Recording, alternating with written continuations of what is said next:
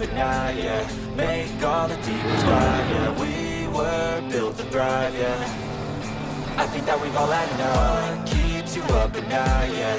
Make all the demons quiet, yeah. We were built to thrive, yeah. I think that we've all had enough. Yeah, I think that we've all had enough. Sick of dealing with the old plan. They know that we're calling it wrong. You got me like, oh yeah, I think that we've all had enough. Sick of dealing with the old plan. They know that we're calling it wrong. What keeps you up at night, yeah. Make all the demons quiet, yeah. We were built to thrive, yeah. I think that we've all had enough. What keeps you up at night, yeah. Make all the demons quiet, yeah. We were built to thrive, yeah. I think that we've all had enough. Oh, yeah, I think that we've all had enough. Sick of dealing with the old plan. They know that we're calling it wrong. Irish Open Cup returns for summer 2022. Welcome, ladies and gentlemen, to that cup. My name is Nuala Ayek. I'm joined on the broadcast here by Mockfish, and we are very excited to bring you 6 incredible maps from 6 incredible players. We'll get into them in a brief second. But Mock, we're super excited to have you here for this one. Oh, mate, when you came to me saying, like, do you want to cast Irish Open Cup? I was like, yes, please. Come on, then. I mean, I'm already part, for those of you who don't know, we both knew and I come from Rocket League originally, and I'm already there in the Rocket League Ireland Discord, and not really active, but, you know, I know the lads over there, and it's like, yeah, Team Ireland, why not? Why not why not go full on, and just have fun with it, because these maps we've all had time to play them ourselves. It's not that we're going in blind, we all know the maps, and they are really fun. They are incredibly fun. Map submission was opened, I believe, about a month ago when the competition was announced. And once players had a chance to submit those maps, the 6 best maps were picked by other members of the British and Irish Trackmania Discord server. The non-Irish makes sense, of course, that they got a chance to actually play those maps, got a chance to pick them. And the maps that we have landed on are 2 by Bazoo. We have 1 by Juno, 1 by Dank, 1 by Yatta and Walshy, and 1 by Blue Barry. And as you mentioned there, Mock, these players have had a week to play these maps. They've had a week to set the best times possible on them. We have a quick look at what the format is going to look like. There was that 1 week of time attack phase, and we are heading into today's event, the knockout phase. Peepo Ireland is amazing, and I think we forgot to actually add it to the chat, so unfortunately none of you can copy that. The time attack phase went on for 1 week, and players got their chance to set their best times on these maps. Lowest point wins, I think, really is the main takeaway that we need to get across here, Mock. Yeah, it's not like first place gets like 30 points or whatever. No, first place gets 1 point. That's an easier way to think. The lower your point number is, or your point tally is at the end of the day, the better it's going to be. And, you know, we have one player, I think it's fair to say, a little bit of a spoiler alert, who might have been running away with things in the time attack. But yeah, for each map, you can get the points. As you can see, the first place gets 1 point, second place gets second, and so on and so forth.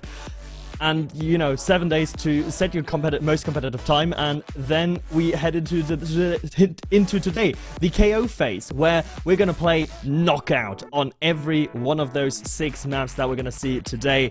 Starting with Emo and Arsik, it's going to be a great one. I'm impressed. You just wanted to prove that you had got the pronunciation down there a little bit, Mocked, and you've absolutely nailed it. Imel on Osig, the map we're going to be kicking things off with. Then on to Figs, Blumenshine, then on Boher Kragik, after which we will take a quick break. Then it will be on to Dradasahu, then Gatapa, and we will be rounding things out with Tuarochin. I'm looking forward to seeing that one. It's got a very spicy finish. But Mocked, before we get into our first map of the day, let's talk a little bit about those players. Let's talk a little bit about that time attack. We don't have the graphic to bring it up on screen, but as you mentioned, we do have to talk about the player that kind of swept things in that first round. Hotswat, 6 maps, 6 first places, 6 points coming out of it. And I mean, what an incredible showing from an incredible player, it has to be said. Yeah, and I mean, that is ridiculous. To be in that position to just take every single win and take every single win immediately as well on each of these 6 maps. And the next player, he's got 6 points, which is, you know, the best you could possibly do. The next player after him, Walshy, 26 points. That's a bit of a gap. It's still it's still a solid score, right? It's still a very good score. It's still very good. Like, don't get me wrong, it's still very, very good, but it's not perfect. It's 20 points fine, but that's the beauty of today. That's the beauty of knockout mode. And I mean, both of us, we've seen it many of times during mini RPG of the week. In knockout mode, it doesn't matter if you got the fastest time on that one miracle run. You have to prove it consistently, time after time after time after time. And if you do one mistake, you could have an 8th place finish, and then the gate is blown wide open. So just because Hotspot is going to be our fastest man from time attack does not necessarily mean he's going to be our fastest man today in the knockout. No, it definitely does not. And I mean, we do have to look a little bit further down the leaderboard then as well. I think Walshy, the other player that is on some people's lips, Walshy may be the player that could take it to Hotspot. And if anyone is going to give him a run for his money throughout this knockout section, it could be Walshy. But that's a lot of pressure then. If you are the player that some of the other players are saying, yeah, maybe he's the guy to try and push it, maybe he's the guy to try and make the comeback, you kind of have to then start to show it in these rounds. Yeah, you have to show it. But, you know, that's what we have to see. And I'm seeing, in our little director cam here, I'm seeing that we're going to slowly but surely edge into our first map. As I said earlier, Iman and Arsik is going to be our first map of the day, even though the warm-up is currently taking place not on Iman and Arsik. Yeah, take on Figs Blumenshire. Yeah, they're on Figs Blumenshire. They're still just vibing for a little while. Players asking live in chat. No, pretty sure that's not live. Pretty sure that we're still a little way off it yet, but I'm sure we'll get that one figured out and we'll get into the lobby sooner rather than later. Continuing on, just talking about some of these players. You know, we've said it. Walshy is maybe that kind of second player at the moment. He's been doing incredibly well in a lot of the summer campaigns. Has been picking up some very big performances in Cups of the Day. He's got a 15th place in yesterday's Cup of the Day, I believe. That's, you know, like in the world, which is pretty impressive. Further down the leaderboard, there's a lot of new faces in this edition, and a few of them potentially making splashes as well. Killian down in 8th, a player that we've not seen before, and he's maybe the surprise pick for a couple of players. OC 1895, a little bit further down the leaderboard, but these are names and faces who maybe don't have the pressure on them because they're a little bit further down, because they aren't really have any, there's no expectations on their shoulders. We're looking forward to seeing who the standouts are. I remember Fishy Frog in the last IOC. Nobody really expected him to be popping off, and yet he had some incredible finishes, first and second in the first couple of maps. And from there, I mean, you're set up for a good tournament, whatever happens. Yeah, exactly. If you get those good results in quickly, and you get those good results in early, especially if you don't, if no one expects anything of you, it's like, who cares? Like, ooh, who are you? You're a new face? I don't know you. So, and that's how this Trackmania community functions overall. It's like, I don't know who you are, therefore I'm going to underestimate you until proven otherwise. And that's the main thing. Until I'm proven otherwise, I'm not going to give you any sort of credit. And that's going to be to an advantage, because everyone expects Hotspot, Walshy, Babs, and Dank to do well on every one of these maps. But if you got that pressure on you, we all know it's psychology in esports is such a vital thing. It doesn't matter how good you are with your fingers on your keyboard, on your controller, or whatever input device you use in Trackmania. Maybe someone's playing with a wheel. As if you don't have that mental edge, if you don't have that mental consistency, if you can't keep the focus for long enough, it ain't gonna be good enough. And one of the things that I think I failed to mention last time, and that's on me, but this format, the rich get richer a little bit, I think is how I'm going to phrase it, because if you do well in a specific round, you're warmed up heading into the next map as well. If you have a bad map and you drop out early from one bad round, you get a 15th place finish, whatever it is, and there's a few rounds played afterwards, that's then maybe 10-15 minutes that you have not been playing for when we head into the next map. And that could be tough for some of the players here, Mocked. It's why, as you said, consistency is key. Keeping the mental edge is strong.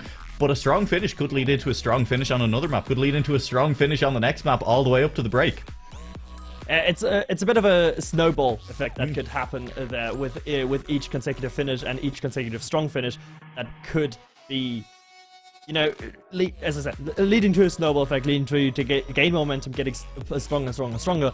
But that's also good that we have the break after map 3. We're gonna have like a little bit of a halftime break, because keeping focus for that long is too exhausting for the players, and also for us to talk about it constantly and also the hype fact that everything up. There's a specific map as well on Boher Kraga coming up as our third map, and the decision was made, I think, to put it in that position just before the break, because it's unusual is the word I'm going to use. Controversial, another one that I think has been applied to it a couple of times, and maybe a little bit of a break to save the players' mental health after that map might be warranted.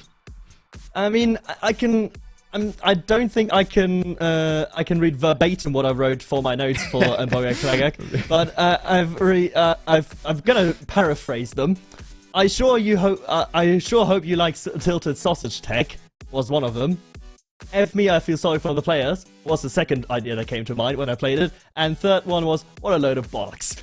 So those were my initial thoughts when I played the map, and I think much of the Irish community agreed with me on that one, even though they didn't know I had it written down. But yeah, that is a very unusual map. It got a reactor skip in there. It got very low speed sausage tech in there. It's got plastic at the end. It's just a mess of mixed map building that flows very nicely together, but is really awkward to play regardless of that fact.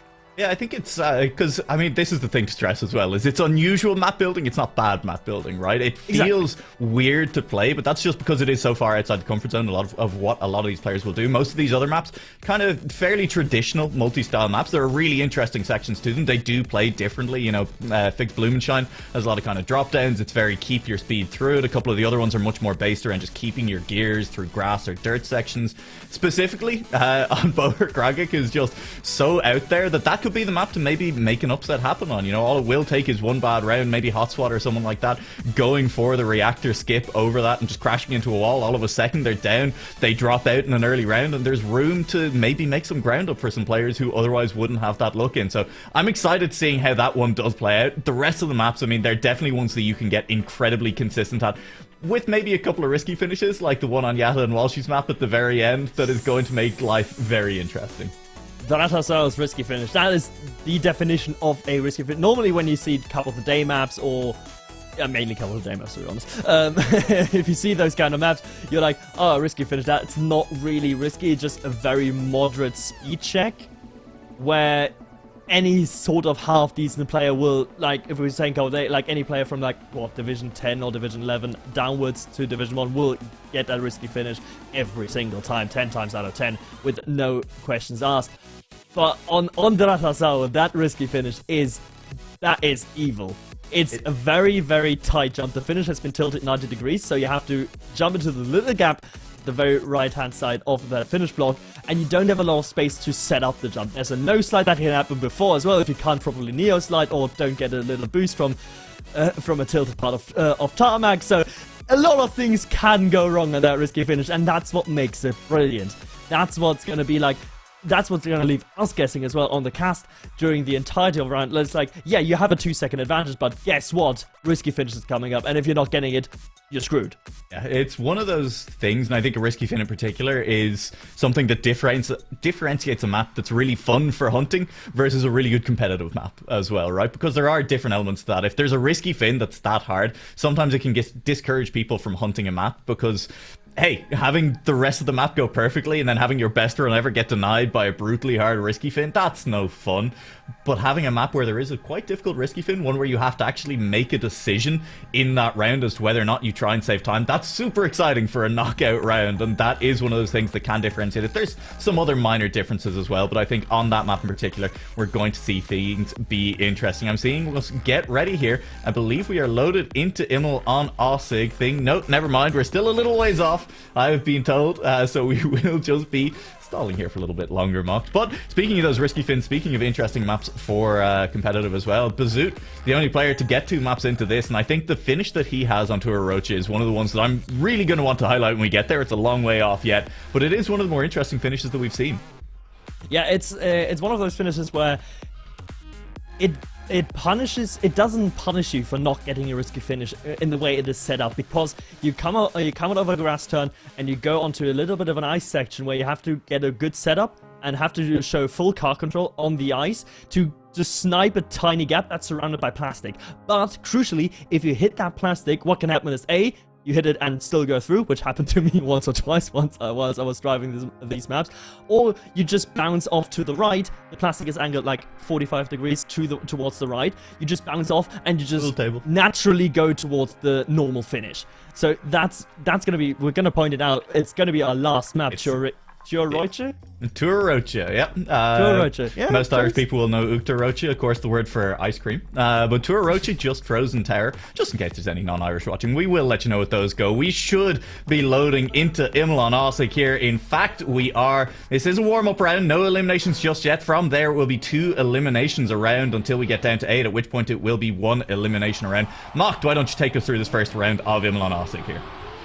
It's a beautiful map, as you can see. It's got everything. It's got dirt, ice, and I think a little bit of tarmac in there as well.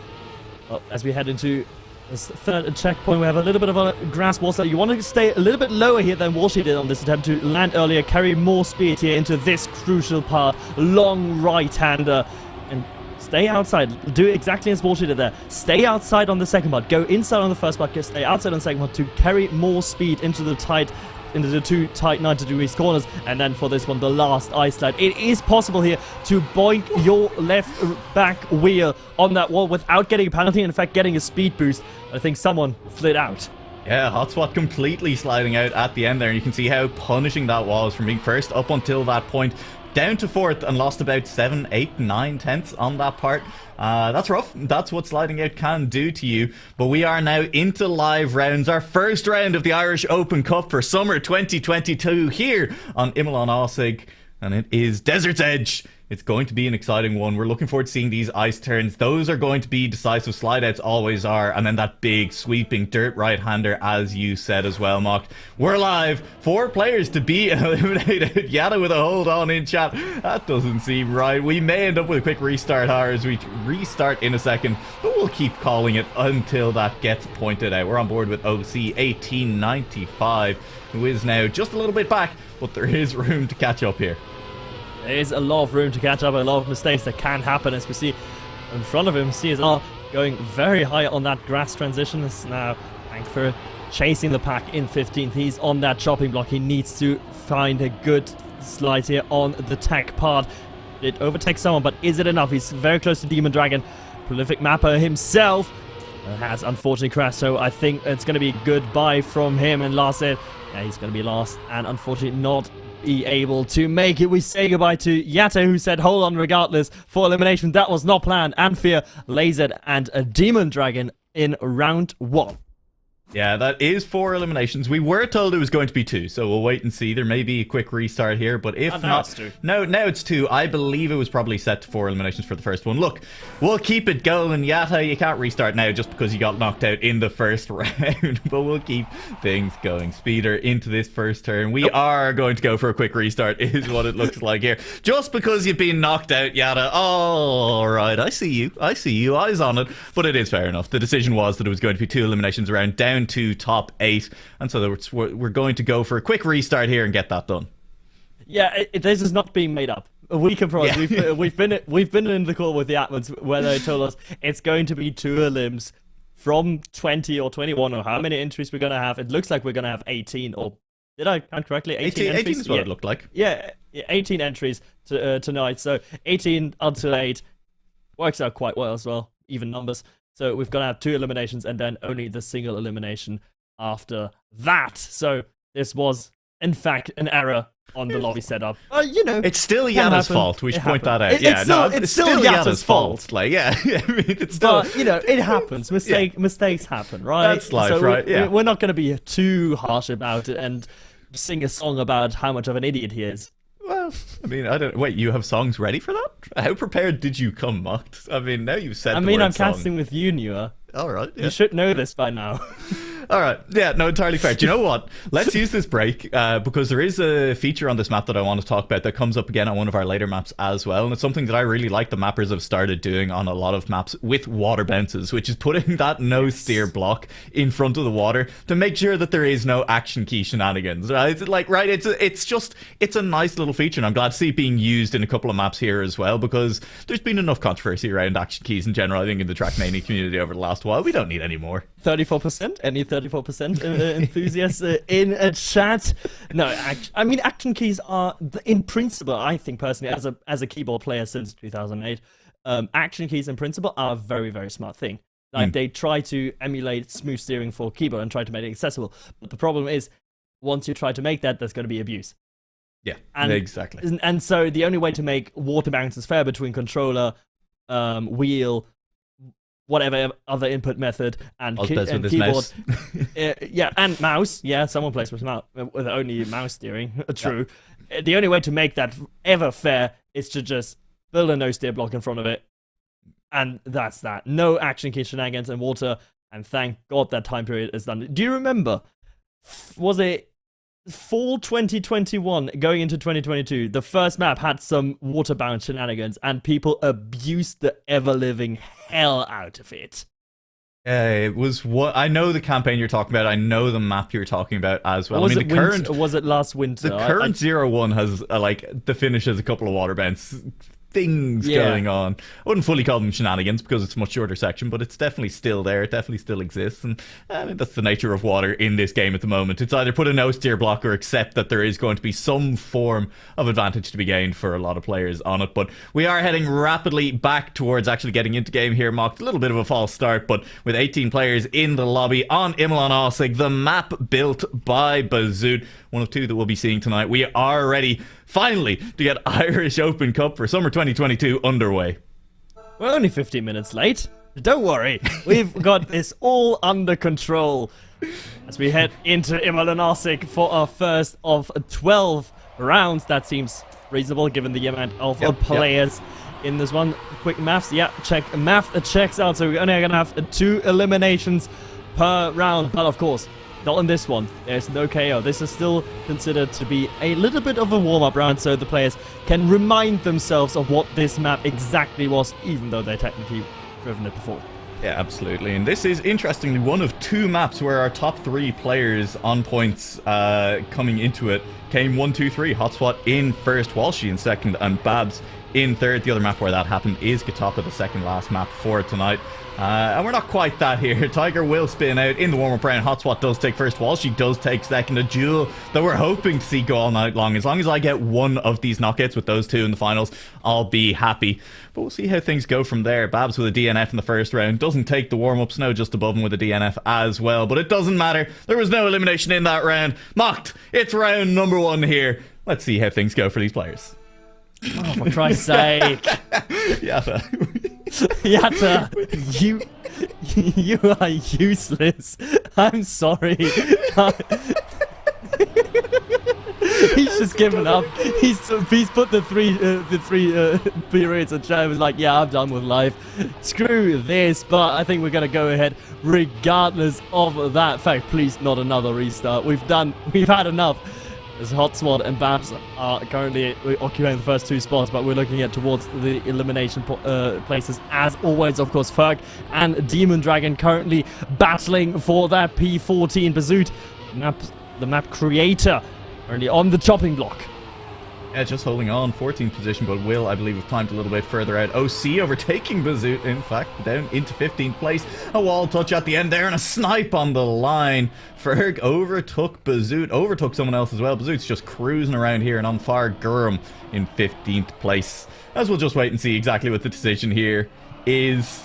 It'll be Bazoot out, it'll be Yatta out, it'll be Snow and on far Gurram, and it's a 4-limb first round while she's calling for it. And it was a nice time by Dank up at the top of 44.4. Yeah, 44.4. Looking at the time attack, at the time attack times, it's, for the first round, it's pretty decent. It's about a midfield time, but you don't need a top time in knockout. You can afford to go for much safer rounds. You can afford to go for a lot more clean setups. You don't have to hunt every single 100th or 10th of a second out of this map as we head into our second round here. Only 2 eliminations now. 4 players gone. 2 more will join them. Who will it be? Demon Dragon and Fuath currently down in the last 2 spots. And Demon Dragon, he's got a lot of work to do. Come back, stays low, but unfortunately, he's gonna hit the ring, and I think that's him done and dusted for Imlan Osig. Yeah, it was the decision, as you said, a lot of ground to make up. Tried to stay super low, a little bit too low in the end. Catches the ring and goes. Fua, though, still with a little bit of a shout here. The last ice turn can make or break your race here, and there's not too much distance to make up here. Does someone slide out? It looks like there's been one slide out in front. OC, is it bad enough? It might just about be the snipe on the line. Fua manages to take it by about a 10th of a second. Oh, OC, you poor fool. You were so close. You were so clear of it. But then the one slide out, not the tactical bounce with the back left wheel, but the full-on slide out. It's gonna kill OC here in P13, and Fueth, I mean, getting away with murder there, just about sneaking into the top 12. How many times can you do that? And that's exactly the beauty of Knockout. One mistake could cost you dearly. Yeah, absolutely. We're still figuring out whether or not this is actually, going to count. There is still a chance that we will reset with 4 eliminations in round 1 as we're being informed. But we'll keep going as if it is live. That's the only thing we can do here. Fu is down. We are going to be restarting one more time. Hey, I mean, OC won't be too upset about it.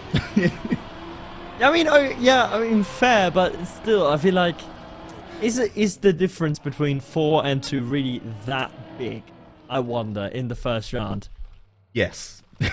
He says we'll stick with 4. We'll stick with 4, but we're going to restart. We can't figure out how to do it. So what's happening is we're going to restart because some of the players that went out in round 1 were expecting a restart, is my understanding. And so we're going to do a quick restart of the server one more time. It will be 4 eliminations because there's some black magic preventing us from doing 2 eliminations a round up until that point. But from there, it'll be 4 eliminations, 2 down to 8, and then we will be into 1 elimination until we get our finals. And that will be the Irish Open Cup well and truly underway, Mockfish. Yeah, finally. Finally, we could be getting it underway. I just hope we don't have any more restarts. Look, the servers are set. It's apparently very easy to set it for 4 eliminations in round 1, and so we're pretty comfortable that that's what we're going to be sticking with here. Yeah, I think it's more of a Trackmania thing. Yeah, absolutely. It's going to be. Nando, please. 4. They're being very cheeky. But hey, look, we're at least getting to see a beautiful run on this warm-up by Tiger, who's flying through these checkpoints. And I mean, it's nice to see these players getting very comfortable. There's really no excuses about not being warmed up for the players at this point. Yeah, exactly. Like, by now, especially for this map, you've got 20 minutes of warm-up pretty much now. Yeah. Imagine what if this had been on Boher Kragic. I just want you to picture that. If we'd been forcing these players to restart over and over on that glorious map. I mean, because, hey, it's super interesting, but I'm not sure that the sanity of the players would have survived if we'd been playing extra rounds over and over there. Yeah, I think the players are happy to know that it's at least here in Imola Narsing. At least it's a beautiful map to look at as well. It's not going to be something that will destroy your mentality even before you start the competition. I'm guessing all the players will be thankful for that, but we're now heading into Imola Narsing for the final time. This will be the warm-up round. I have faith this time around. We're not going to see a no KO round ever again here on Imola Narsing, and Volsci showing us exactly how to take the corners here in the latter part of Imola Narsing. Jumping into the grass turn, not high enough. That is a risk. If you jump low, your car might be destabilizing and you might lose a lot of time because of it. It's probably worth mentioning as well for the viewers at home that we do have a mod applied to all these maps. That's part of the reason they all look so good. So where Mock said jumping into the grass turn, he did mean to say jumping into the dirt turn. The dirt is going to be green on all of these maps, which is maybe going to throw people off a little bit. Because Ireland. Yeah, because Ireland, and to be honest, the maps do look beautiful as a result, but just keep that in mind, that the green is going to be the dirt a lot of the time. The grass is also going to be green, and who's to say which is greener, but we are live here. Finally, round 1 on Imola Narsing. Bottom 4 players will drop out, and let's figure out who it's going to be. We don't expect Walshy to drop out early. He has managed to make up places early. Demon Dragon down here at the bottom. Fua and Snow chasing as well. Non-Fargarm riding that line. That's going to be Demon crashing exactly the same way as he did in the previous round. He will drop out as a result, you have to feel, and Snow is managing to make the overtakes happen. Snow is getting a no-slide though, and that is going to cost him very dearly. He's been overtaken by 2 or 3 cars. It's no longer in that P14 that he so desperately needs. He's going to be dropping down to P16 now. Who's going to slide out? Who is going to mess up this? And Snow gets a beautiful ice slide, but it's not enough. It's a second. That is that is denying him P14, and Ferg is occupying that very spot at the top though. Babs in front of Walshy, in front of Hotspot. This could get juicy. Our top 3 are feeling it here. Yeah, top 3 gotta be feeling it already. As we said, this is one of 2 maps where they do occupy the top 3 spots in order. There are other maps where they also occupy the top 3 spots, just slightly out of order. That's specifically to Orocha, where Walshy is in 3rd. Babs managing to sneak an edge on that one. But we are now down into double elimination, and we haven't really seen any of the players in that kind of top 10, in that top 5, people who might be contesting the top of the table drop out just yet. But there's not a lot of players here, and all it takes is one bad round, you're gone. Yeah, one mistake, and especially because the checkpoints are fairly evenly spaced, so one mistake is going to cost you and is going to probably knock you out of the competition, as we have a brilliant battle here in the last... Well, not Bazoot. Not with Bazoot, but Dank here. He's on a chart and he's going get himself into the safe place as Dank. Good condition is now Fueth is in that spot again. He was here before, but someone slid out and he could snipe. Can he do it yet again? Is there going to be a slide out? There is not going to be one. Fueth is out, and Bazoot is just going to bring up the rear. The map creator himself going to be finishing down in P14. Yeah, it's a little bit rough. I mean, Bazoot definitely wasn't the fastest player on this map and time attack anyway. Did finish with a 9th place, but still, 14. If there is a player who's probably should be practiced on this map, maybe you'd expect to be a little bit, a little bit consistent on it. You might have thought Bazoot, but will drop out. 14th place. Fu gone alongside them as well. We're now nearly down to the top 10. 2 more players to go. Let's see who drops out in 11th, in 12th. No one going for the skip. There is a way to skip that engine off at the start. It is significantly slower. Yatta did attempt to spend a lot of time figuring that one out for us during time attack.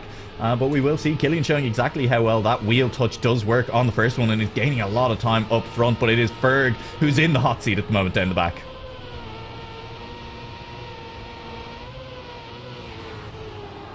Ferg will be continuing forward here just a little bit. Speeder touching a wall on the outside as well. OC has managed to make the overtake happen. Mockfish has figured out how to turn his microphone back on, and OC might get a wheel touch on the outside there. Speeder is looking for the overtake to happen. Is there going to be a slide at the end? Speeder's too close to the inside, but it works anyway. He is fast. He's very fast. It'll down to the wire. OC holds on. It's a matter of a 10th.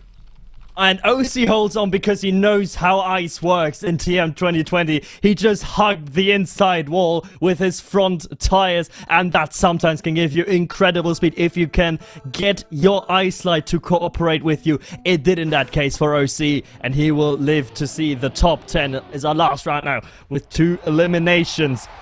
Only these two players who are going to finish in 10th and 9th are going to go out. After that, it's 1 elimination per round. Currently OC in that bottom 3 with Killian and Babs has been absolutely shanked by the water. Yeah, and as you said, 2 eliminations. The last round of 2 eliminations, he needs 2 mistakes in front of him. You feel like it looked like maybe a touch on the wall. There hasn't been, though. Walshy's just kept the car out of it as well. Breakbeats nearly node slides through that one. OC is managing to keep the car on track, and everyone is keeping it remarkably clean. As I say that, Breakbeats has made the mistake. OC still just about behind, has made it in front, is going to be just in front of Babs, and there's been no mistakes in front. Babs will drop out in 9th place. Breakbeats will follow him. And once again, IOC starts off with Babs having a little bit of a mare on an early map. Oh, Babs, that is not something you want to see if you want to finish, well, in a high position. If you want to finish in the 1st, 2nd, or 3rd, or put some pressure on Hotspot, he's going to be licking his fingers after Babs' early exit here on Iman and Arsik. But, you know, there's no time to breathe for any of the top 8 remaining players. It is going straight back on it and straight back into the first ice slide. But no one here having issues. No one oversteering into the ice slide. Everyone doing rather brilliantly, but OC has found himself a bit of a deficit. He's about 4/10 behind the rest of the pack. Yeah, has been holding on to due to mistakes from other players, but hey, I mean, that's the game in knockout rounds. Keep your car clean, keep it out of the wall, and you will find yourself making up those places. Is a little bit behind the pack now, is maybe going to be relying on someone messing up this turn. No, Dank has completely lost speed and is just about inside OC. Now comes down to this last ice slide. Who keeps the car clean? Yatta loses speed on the transition, managing to keep the car just in front of Dank, and will stay ahead. Once again, it's a matter of the 10th of a second, but once again, the car behind can't keep up. And Dank, we say goodbye. The meme's not dank enough, the driving not dank enough. And our P5 from Time Attack will be going out in 8th place. And again, OC, it's that brilliant cup of the day mentality. It's a brilliant cup of the day mindset. It's like, I don't need to be the quickest here. I know that probably each of the players that are in front of me, and some of the players that have already been eliminated, are quicker than me individually over one run. But if you make mistakes, it's not about being the quickest, it's about not being last, and that is brilliantly executed by OC. He's going to be surely looking to do that exact same tactic once more. Yeah, will need to keep up. It's just like running away from a bear. You don't need to be fast, you just need to be faster than the person you were camping with. But right now, the bear is catching up with OC, and I am not sure that there are enough mistakes left in front of him. Looks like Killian has hit the wall, but will still make it across that line. And OC will drop out in 7th, the player that a couple of people marked as maybe the surprise addition, or the surprise player for this edition. And the 7th place is nothing to sniff at here on Imlan Osig. No, 7th place for OC is going to nab him as a good 13 points. But, you know, considering that everyone around him is already out, and it means that basically he's making up a lot of points on his direct competitors. If we're looking at Bazood, we're looking at Ferg, we're looking at Sion, and break bets and whatnot. So these are his direct competitors, and he's got a lot more points clear on them. But get into our top 6 here. We have to say goodbye to one more player, and it's not looking like it's going to be Hotswat Walshy, because they have been just too consistent thus far. Someone has hit the wall though. Who was it? It was Yatta. This time no server restart can save him. Alright boys, yeah, no listen, unfortunately 4 eliminations, we just can't let it stand in round 1. We are going to be going for one more rollover here. Yatta needs to be at least top 5, or I don't know what to tell you. We just can't run the competition. 6th place, still though, that's a very strong finish for Yatta. Wall touch in the middle will take him out, and we're into our top 5 on Imlan Osig. Well, Osig, our top 5 is going to be comprised of 1 Hotswat, currently still leading in P1, 1 Walshy in P2, Tiger in P3, overall Lazed, our current 6th place in the leaderboard, and Killian, currently placed in 7th. So he's already made up a space from a Time Attack where he was finished 8th, so definitely seems like Osig, one map that suits the man rather nicely. He has to keep up after a weak start from him. He's got 3 10s through the rest of the competition. Slowly getting more speed though through that little sand section into the tech 90 degrees corner. Who had got the best setup? He's got a good speed, and he's battling with Walshy. Oh, it's going to be close here at the end, but Walshy not a player you expect to mess up an ice slide. Hotswat is maybe the player in the sights as well, but again, that's not a player you expect to get it wrong, and none of them will. Killian, it looked like he was gaining, he wasn't gaining enough, will finish about 3, 4, 5 tenths down behind the pack. It's a strong finish though, 5th place, as you said. He has gained on the players around him in the competition. We're getting closer and closer to this early Hotswat versus Walshy final though. I said I'd be happy if we got it once tonight. We might get it on map 1. I mean, the beauty about Knockout is I don't actually want to see it ever tonight, because I want them to win it before and bottle it, but it seems like they're just too good right now. I mean, Bat has already bottled it once, so why not Walshy, why not Hotswat? Lace and Tiger might be the beneficiaries, but speaking of that, Lace needs to be the beneficiary of a mistake, because I doubt he can make up 3 or 4 10s with just pure driving skill. He needs one of them to just edge it too far. Walsh is very far up the top, cuts across very aggressively as well, and Tiger, not the best 90-degree turn, it's going hard into the finish ice slide. Yeah, it's all down to the finish ice slide one more time. We did see Hotswat slide out during the warm-up a couple of times, but won't do it this time. It's Laze who slides out instead. Listen, full risk on ice. You're going to be riding the edge. You're going to end up sliding out once or twice, but we always love to see it. We love to see players going for the risky lines to try to get back into it, Mod. Doesn't work out this time. 4th place is still solid. 4th place, really solid for Laze. He's not going to make up any positions, but he got a few points off of Dank right in front of him.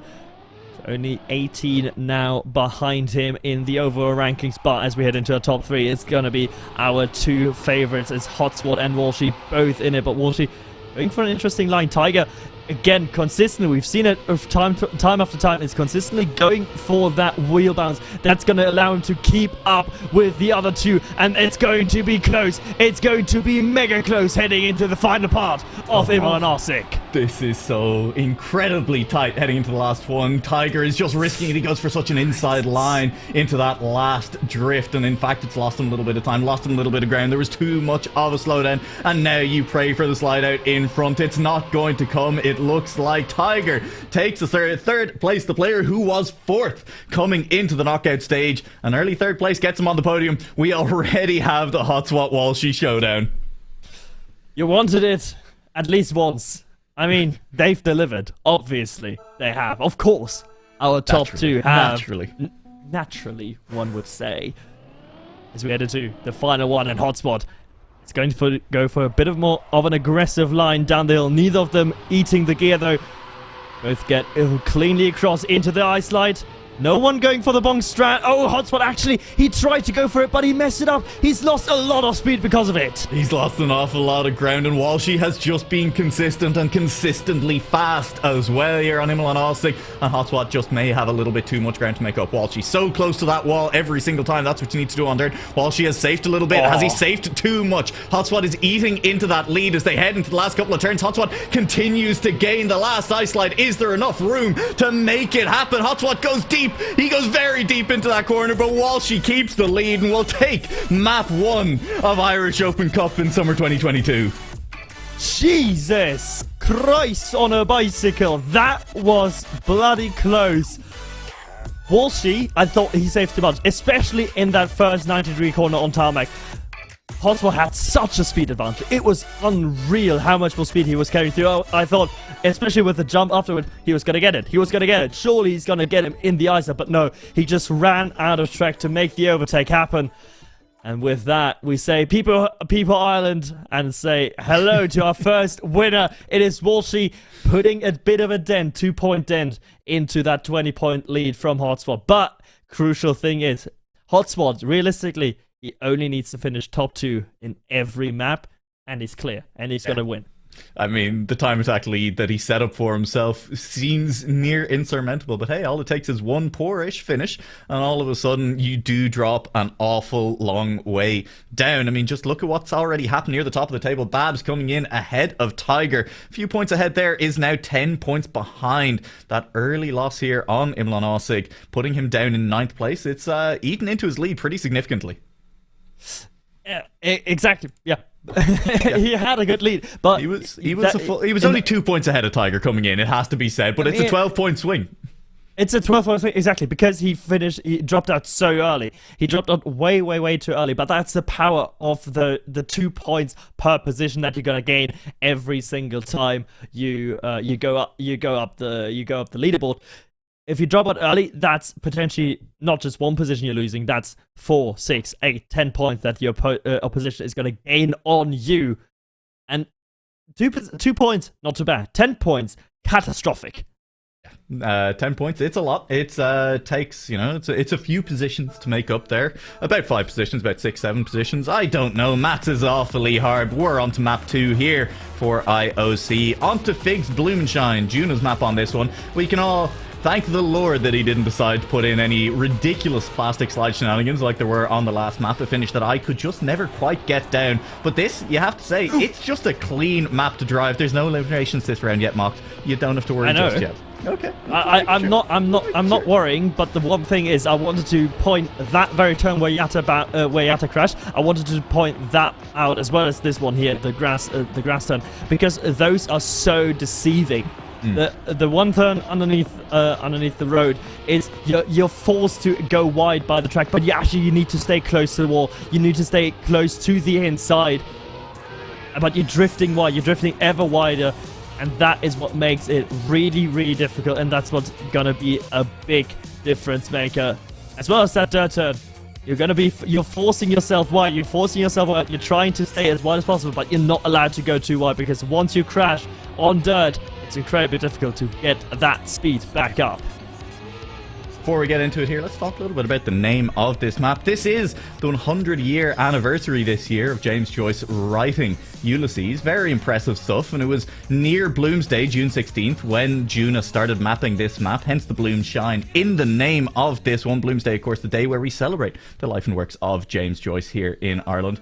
And he was eating a fig at the time, and that's why it's called Figs Bloom and Shine, and we are underway. 4 players to be eliminated in this round. Yatta, no restarts this time if you get eliminated in round 1. Babs, a player who also needs a good finish here on this map, and Yatta is a little bit down at the back in this one. Dank as well would like to have a very good map here to make up from what he did in this last round, because he would have felt he could have done a little bit better. On Fire Gurm down near the back, Breakbeats on the borderline as well, as On Fire Gurm continues to drop a little bit away, and it's Fua who is chasing right now. Fua is chasing it now. We're looking at the dirt turn. Is anyone going to touch the wall? Is anyone going to go wide or go inside? Yeah, Fua, he did touch the wall. And there's one thing here. You can go inside of these 3 poles if you are risking it enough. And it's actually beneficial. You get a little bit more speed. You get a better angle coming out of it as well. It's very tight, but it can be done. I don't think we're going to see it here in the cup in the knockout phases. But what we're going to see is one close finish here. Sion is going to save himself, though. Killian is currently in it. Who's moving out is Ferg, Snow, and Fear, and Demon Dragon. Killian and Dank just about staying alive. Demon Dragon once again with an early exit in rounds in 18th place this time around. Both him and Snow having to go for the slow finish. I'm very sorry, by the way, Mocked, because we did run through the pronunciations and all the map names. I realized we should have probably done the same on a couple of the players. I forgot that there were Irish names. Kian is the player you've been called Cian, and that's one that will catch out non-Irish speakers an awful lot of the time. Kian 1134, and then you don't have to pronounce the TH in Fua, because that is the Irish word for hate. There you go, a little bit of an Irish lesson as well. That's one that is for free, and here is Fua down at the back at the moment. Yatta just in front. Did survive round 1. He is now looking to survive round 2, and Fua is looking to chase these players down.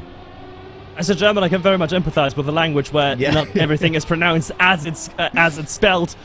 But come on, man. Don't. Yeah, I mean, you know, I'm just letting you know. Yeah, I mean, it's good. Oh, Jesus. Breakbeats, goodbye. Yeah, I mean, look, it was nice having him here on this map, but I think that's goodbye for Figs Bloom and Shine for him. Oh, and someone else as well. I think Fua is going to get through on account of, well, not making a mistake, not making a huge blunder. It's wait. Yeah, Kian. which play? Yeah, there you go. Oh, wait, no. Finish. Wait, Kian. Snow? Oh my god, what's going on? Bazoot, you are the luckiest man alive. How did you get across that finish in front? That's 5/1000ths of a second. What? That's nothing. That was nothing. That was just in. In awe of Bazoot having to respawn and still making it across that finish line with such low speed. Anyway, won't be making it any further in the competition, it looks like, though, as he goes straight off the first turn. Adrenaline carrying him a little bit too far through that first one. There are mistakes up the field as well. OC is across this line. Speeder I saw flying off an edge as well, and forced to go for a full respawn. Him and Bazoot now chasing the rest of the pack, and it's going to be a long chase back. It's going to be a very, very long chase back. I think they're very much contingent on a mistake happening. Walshy, having made one of those, needs to make at least one more for either Speeder or Bazoot to catch back up. So the spot on 3, very far space, but that gives us time with not really a lot of tension as to eliminations this round. It's going to look at the times that the top players are currently setting in the time attack. We've seen a couple of 50.5, mid-50s, high 50-second runs. Right now we're seeing Hotspot with a 51 going into those sort of dimensions, but we could see it's very, very different when someone hunts it to when someone is actually driving it in a knockout phase. What happened to Yad in that round? I was also looking away to see what the times were. How did Bazoot get through? What happened there? I don't know. I simply wasn't looking. Yeah, like, we both looked away, I think, to look at the times, because this was a great round to be like, yeah, okay, like a mid-50s would be an incredible time, kind of low 51, very solid time here on Figs Bloom and Shine. Oh my god, Bazoot has beaten Yada. What's happened? We'll go back, we'll check the tapes, we'll figure it out. Yada keeping his head down at the moment, not explaining anything to us, but we'll figure it out from there. Fua right now has been managing to keep things in, kind of doing what OC did in the last map, and just keeping things a little bit cleaner than his opponents. Yeah, exactly. Just keeping it in, sniping someone at the end, not getting out. But right now he has to make up a little bit more space time on OC right in front of him. So he sees his prey and he's hunting for it. He's trying to make up some time, but that angle is very suboptimal going into the latter part of the stage. But Hotspot, what happened to you? One of the favorites. Is he going to be knocked out? Is someone going to fail at risky finish? No, no one is. And Hotspot is out. Oh my god, the leaderboard is blown wide open. Walshy right now, the hands will be shaking. He'll be maybe a little bit nervous. This is your chance. Walshy needs a top 3 finish. He wants that win. This is how you close the gap. This is where you put the pressure on. Listen, Hotspot might be an ex-pro, but it's been a hot second since he's had to be under this kind of pressure in a competitive environment. So maybe you pour it on. And I'm not really comparing this. I mean, look, he played in the last Irish LAN. That was a while ago, back 2008, 2009, since there's been an Irish Trackmania LAN. But hey, I mean, this is maybe a chance to make him sweat a little bit, and it's up to Walshy to do so. He's managed to keep himself out of trouble here on Figs Blumenshine so far. Fua has been holding on, in contrast, white-knuckled by his fingernails every single round so far. Surely it feels like it has to end sooner rather than later. OC is the player in front of him, and he's been very consistent on both of our first 2 maps as well. And Lazed and Tiger, the 2 in front of them. There's definitely still room for mistakes to be made, but Fua is the one to make it, and now he's got a tall task in front of him. Yeah, he basically needs someone else to bottle it as well, to mess up, have one mistake, but OC is, I don't think, going to give him that satisfaction. OC is looking very, very solid. Lot of speed loss there, but the angle is still good enough for the risky finish. Fua is going to go out. But right now, I want to talk about the psychology aspect of it yet again. Walshy, he knows that this is his big chance to make up some mega points. Currently, Walshy's on 27 points. Hotspot, because of that early exit, is sitting on 26. So if Walshy finishes in first, they have just 2 measly little points between them, and that will spice up everything on the leaderboard. But knowing that pressure, Walshy is surely going to be feeling it. Yeah, he's got to be feeling just a little bit of pressure. I'm sure he doesn't have the maths as in his head, as maybe we're saying it here on stream, just off the dome, but he'll know that this is his chance. And I mean, just knowing that is going to be enough. Tiger is another player who could maybe benefit. I mean, he's a long way back still from that top 2, but he's not completely without a shout in this one at all, as he could look to try and make the comeback happen. But a 7th place finish on this map is not what he'll want to try and see that. He'll need someone to maybe make the mistake in front of him at this point. A little bit of a nose slide as he gets towards the back half of that turn, and that means that the players in front continue to pull away from him. Maybe someone will fail that risky finish, but it is not the riskiest finish that we have in this pack of maps, not by a long shot. You'd expect the players in front to be making it. There's a mistake. There is a mistake, and Lazed will crash into that ring. It was a crash at the checkpoint. He doesn't have the speed. He'll try again for the sake of it, and for pride's sake, he will make it to the far finish, but Tiger will stay alive, and he'll look to close the gap with the top 2 a little bit further.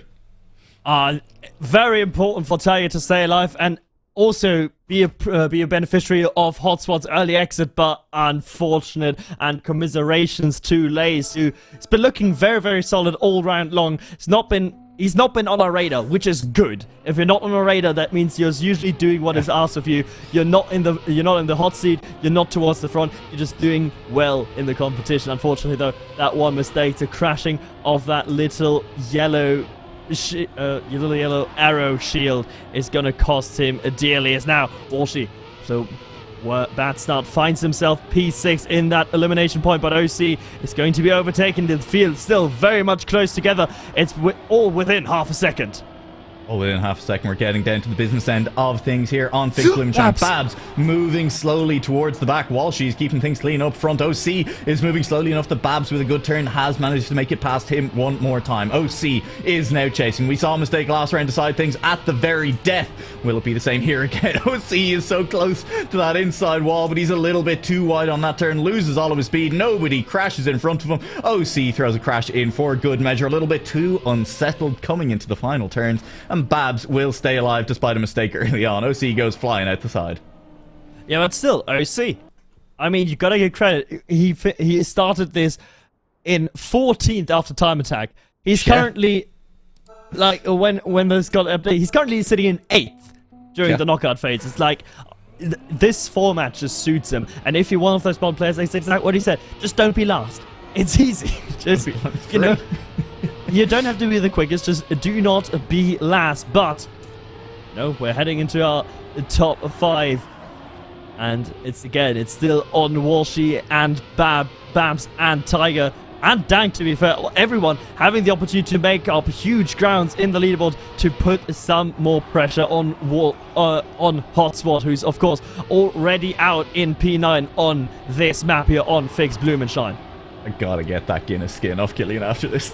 That's incredible.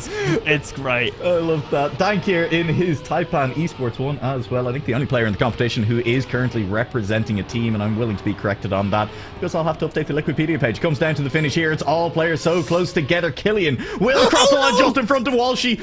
This was your map, Walshy. This was where to make up the ground. And he ends up dropping in 5th. Ah, sniped! Sniped! I was not ready for that. I thought it was safe, but Killian... Wait, Killian, right? Killian, yeah. Killian got Huge. a brilliant last turn. He carried so much speed through that and sniped him. It was, I think, 2.5 of a second or whatever. And, of course, from hero to zero, the mistake early on from Killian. I mean, hey, maybe he'll get another good turn, and there's a mistake in front of him as well. Tiger's gone, baby. He's not making it a long way further around this track. Killian will just be cruising. Tiger, look, you don't DNF. We've said it multiple times on multiple broadcasts, Mock. It's knockout. You don't know what's going to happen. Someone could make a worse mistake in front of you, yet crash a checkpoint right at the end and go a long way back. But at the moment, things are looking a little bit insurmountable for Tiger. Really? Killian is not moving that fast in front of him. Maybe there is another twist left in the tail of this round. Maybe one more before we get to top 3. That looks like a crash. No. Dank does make it through that finish. Babs makes it through that finish. Killian makes it through that finish. Tiger will drop out. 4th place in your top 3 here on Fix Blumenstein will be Babs, Dank, and Killian. Yeah, and both Walshy and Tiger, the prime beneficiaries potentially of Hotspot's early exit, not putting in the performance they needed to close the gap, leaving it to Babs, Dank, and Killian to pick up the pieces from those early mistakes. Let's see who can put himself into the top 2 spots, who can guarantee at least a silver medal here on Fix Blumenstein. It's Babs going for the best line out of that 180 degrees. Beautiful line. Brilliant speed carried through, but this time, as I said earlier, he's carried a little bit too much speed into that 180 and it's carried on wide. That allows Dank to close up the gap. Killian now again coming in a little bit closer. Who's going to crash? Is anyone going to crash here on the outside? Killian, oh, that was cutting it very close. That's where you spam calculated. What a nice turn that was. Forced to double tap the brake though through that turn, and he loses a little bit of ground to his 2 competitors. Babs and Dank are pulling away a little bit. Killian keeps it low, but he was so low that he jumped high, and that does mean that he needs someone to fail to finish in front of him now. At this point, Dank and Babs will both be clean through it as they are fast enough. Killian follows them, and a 3rd place, a podium finish here on Fix Blumenstein. Killian maybe would have felt that he could have gone further as he had an incredible run arounds near the end there. And we'll watch as Babs and Dank face each other down in our final. Oh, it's going to be a juicy final. Babs and Dank going against one another. Let's see who can keep it together. The pressure's on, lads. It's up to you to deliver. Both of them getting a reasonable start in that first checkpoint, 6.6. No one into the 6.5, but Babs, he's got that corner nailed down. The way he has to jump from the start is just beautiful. Yeah, it really is, but it does, as you said, give him an awful lot of speed, and Dank has done well making the ground up there. It's maybe not so much completely different as just slightly different approaches to how they want to play that map in the middle. Something that we could break down if we had an after show, but we don't, and so we'll just keep going with our finals here for the moment. Dank is trying to get a little bit inside. He does take that corner a little bit tighter, so close to the pole, and he jumps a little bit more inside than Babs as well. You can feel it. He's hungry for it. Once again, he's low. Once again, he's inside Babs. Can he do it one more time? He'll need to do it one more time in this last turn. So close to the signs, and he might just about catch Babs. He doesn't quite have the speed. Less than a 1/10 of a second. You could feel how hungry Dank was for it, and Babs holds on for a round win. Holds on to win map 2, and he is off to a strong start after map 1 went awry. Babs, I mean, he finished in 9th in map 1 on him on R6, but he redeemed himself and then some on Fix Blumenstein with that first place, but also Dank. Brilliant finish from him. Second place, both of them closing the gap down to Tiger. Only Tiger in third place, currently sitting on 52 points, 56 for Babs and 64 for Dank, meaning that's not a lot on the first two spots. Hotspot and Walshy 10 points apart, so it's still technically good enough for Hotspot to finish P2 in every map. But we see how quickly things turn south for them, even at this level, as we now head into our beloved, most awful map, most unorthodox map. It's gonna be cruel, it's gonna be chaotic, everyone's gonna make mistakes, it's gonna be glorious as we head into Anbota Krager. On Boulder Kragak. Yeah, no, you absolutely nailed it. Listen, I love it. I mean, look, we do ask the mappers to give us a little bit of information on their maps, including a one-sentence description. And Dank, I mean, his one-sentence description was just a bit mad, you know yourself. And honestly, I mean, an incredibly Irish answer for an incredibly Irish map named after the song that the High Kings made famous as well. The Rocky Road to Dublin, translated directly into Irish as Kragak. I mean, it sounds close enough to the English word, you know, craggy, Kragak. You can see where the two of them might have some Germanic origin together, mocked. I mean, I thought because this was taking, like, the aesthetic, like, a lot of the scenery was, like, rocky and stuff, so I was like, oh, Kragak, that's probably gonna mean quarry or something in Irish, so I think I was off by a long shot, but, you know, it's not something to do with rocks, so I'm giving myself that one. Yeah, no, absolutely. I mean, like, quarries are craggy. I mean, that sounds good enough to me. Worth highlighting here, of course, this reactor skip. The jump there on that first one. You can jump over the reset and then keep your reactor for that dirt turn afterwards. It feels, when I try to do it, very risky. I have been assured that a lot of these players feel confident enough to go for it in rounds, but it can be punishing. If you misjudge it, you will be forced into a double respawn on that following checkpoint, because by the time you realize it's gone wrong, you already have that checkpoint taken. So we will see how that goes for them. Babs shows us exactly what the scenery looks like up close on that, and we get another good look at what this final spiral looks like at the end. All of those boosters around the edge. Do you go for them? Do you risk the slide out into them? Do you risk losing as much speed into it as you can, or do you do what Bazoot does and keep it nice and inside at times? There are different options for lines on this. I think we're expecting most of our top players to try and go for as many of those boosters as possible and keep your gears up going around the outside. But if you want to play it safe, Mocked, I feel like you just send it down the inside.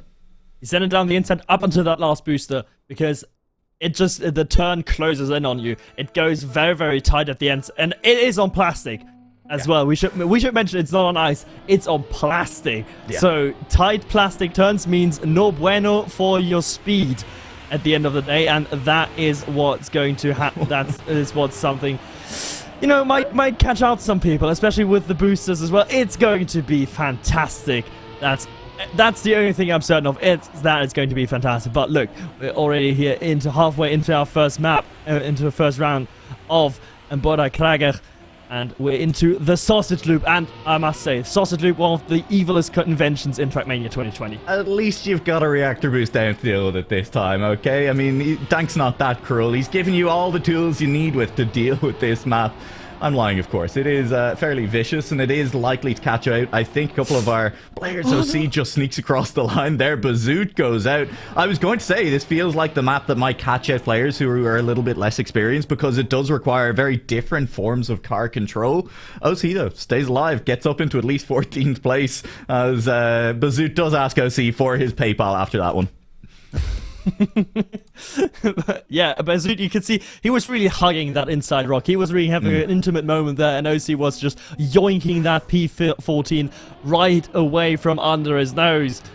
We head into the second round, and see if Tiger's going to go again for that half skip. He does. He's going to carry much more speed initially, but he's struggling after that because he does not have the reactor going into the dirt turn. And with that, everyone else is going to be able to catch up with him. OC now again into the sausage loop. Everyone keeping grip, no one being really turned to the outside. OC now keeping to the inside. You can't afford to jump here. You have to keep it to the inside, and that's beautifully done. No drift though for breakbeats. Oh no. Sometimes the car just doesn't want to go sideways. It happens to breakbeats. It happens to the best of us as well. OC looks to stay alive another round. Consistency has been their watchword the entire way through, and it'll work one more time. Snow will drop out in 14th place. We're heading rapidly towards the top 10 now. We'll get everyone to keep an eye out here at the start. In our starting arena mock, you may have noticed 32 flags around the outside. The 32 counties of Ireland all represented, and it's just a lovely little touch. The scenery on all of these maps is great, but I especially like this one. Ah, that's what I thought there was some sort of guilds, but okay. Yeah. It's close enough, right? Close enough, but wait, why does... Okay, ignorant question, but why does Ireland have 32 counties? I mean, Germany only has 16. And I think Germany is significantly bigger than Ireland. Yeah, let's not get too much into the Irish history of occupation and exactly why different provinces were broken up the way they were. We have 4 provinces, 32 counties, and there's 32 flags around the outside. Let's just say empire. All we're going to talk about here at the moment, because they're lovely. Yatta is looking in a little bit of danger here, and Babs is with him as well. The winner of Figs Bloom and Shine, now down in 12th place. Has he managed to overtake him? He's up to 11, has more speed going into final turns, and you expect him to have this outside line down as he goes through. He's overtaken enough cars, it looks like will just about catch Yatta on the line as well, but they caught a few cars between them. Ferg in 9th. OC is once again on that elimination line, lazed down in 11th, and Speeder will drop in 12th. I don't know exactly what happened to Lace, because it seemed like Lace was pretty safe, but at the end there OC doing OC things and just sniping someone at the very death to get himself another top 10 finish. Again, still, OC, 7th best player in KO. After being P14 in time attack. That is very much noteworthy. That is an incredible performance from him. But Tiger, that's not an incredible performance from you, my boy. After finishing 3rd last time around on... after finishing 4th, my man, on Figs Blumenstein, and 3rd on Immel and Arsik, Tiger is having it all to do, and he needs mistakes to be happening right in front of him. But looking at who's in front, it's Ferg and OC. I don't think either of them are going to make many mistakes. Oh, well, we'll see. This plastic could still catch him out. It looks like someone has been caught out at the back. OC may have made that mistake. Looked like a wheel caught a sign, and so OC will finally drop in 9th place. Tiger, though, will not benefit from enough mistakes to catch up. Will drop in 10th place. It does leave Ferg alive. Yatta managing to catch, and you have to give credit to Yatta, has been very quick through that plastic at the end, and it's something, if you're racing against him right now on this map, if you're in a battle for elimination, you need to be aware that you might want to leave a little bit of a gap behind you if you're trying to get away from him. Yeah, Yatta deciding to not go for the outside, decides to stay inside and carry the momentum as good as he possibly could down a plastic turn. Right now, we are going into the 1 elimination mode. Again, only 1 player going to be out every time. Ferg currently being that 1 player that is in danger of going up, but that's a beautiful sausage turn into the looping, and he's overtaken Killian, but Killian is firing right back. This is going to be a right old scrap up until the plastic finish. Much different lines going into it as well. It means Ferg is on the inside. It might mean Killian has a better approach to the last couple as well. Ferg's going to catch us on, and Killian just about manages to pip him to the line. There is nothing in it, and what a battle that was right down to the finish. Nearly caught up Kian as well. It was very close. Yeah, nearly caught up Kian. As I said, all 3 of them got an amazing plastic turn in the end, but Ferg, unfortunately for him, is the least fantastic of the lot. And with that, we have got a top 7. And again, it's still Hotspot being in it. It's still Walshy being in it. Babs, all our top contenders are still up in there. And so is Killian. But he's been the one that has been struggling here on this map. And that has been something that he's been doing during the time attack as well. He's finishing P8 in the time attack. He's already beaten his time attack placement. But it's not looking too good for him overall. But that's a big mistake from Yatta, and Killian it's going to be the beneficiary.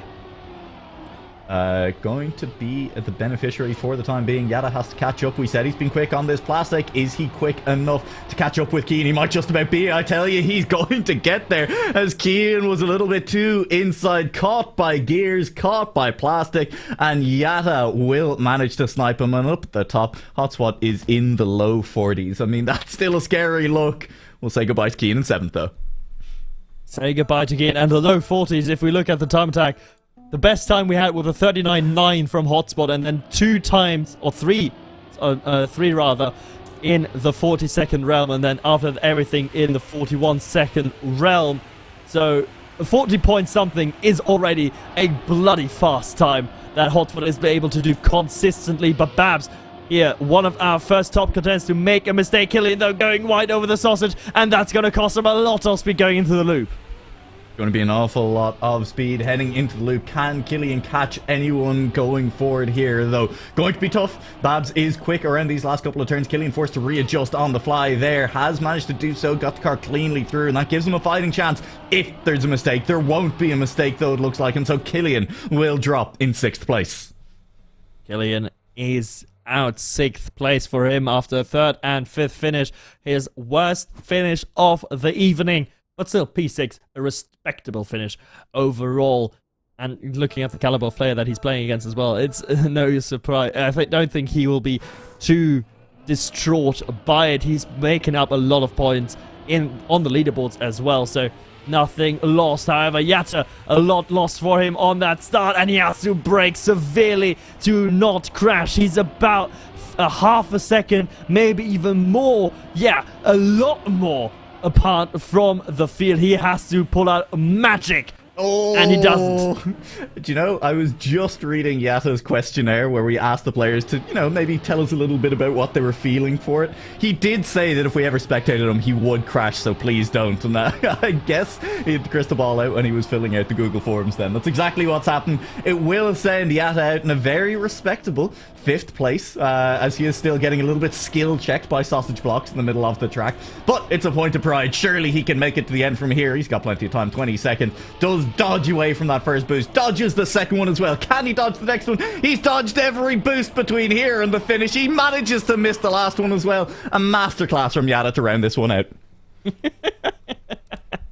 You are cruel, man. You are just cruel. I mean, hey, 5th place is really good, 5th place is really good, but I mean, you cannot just hype every one of his boost whiffs. Come on, this is not Rocket League.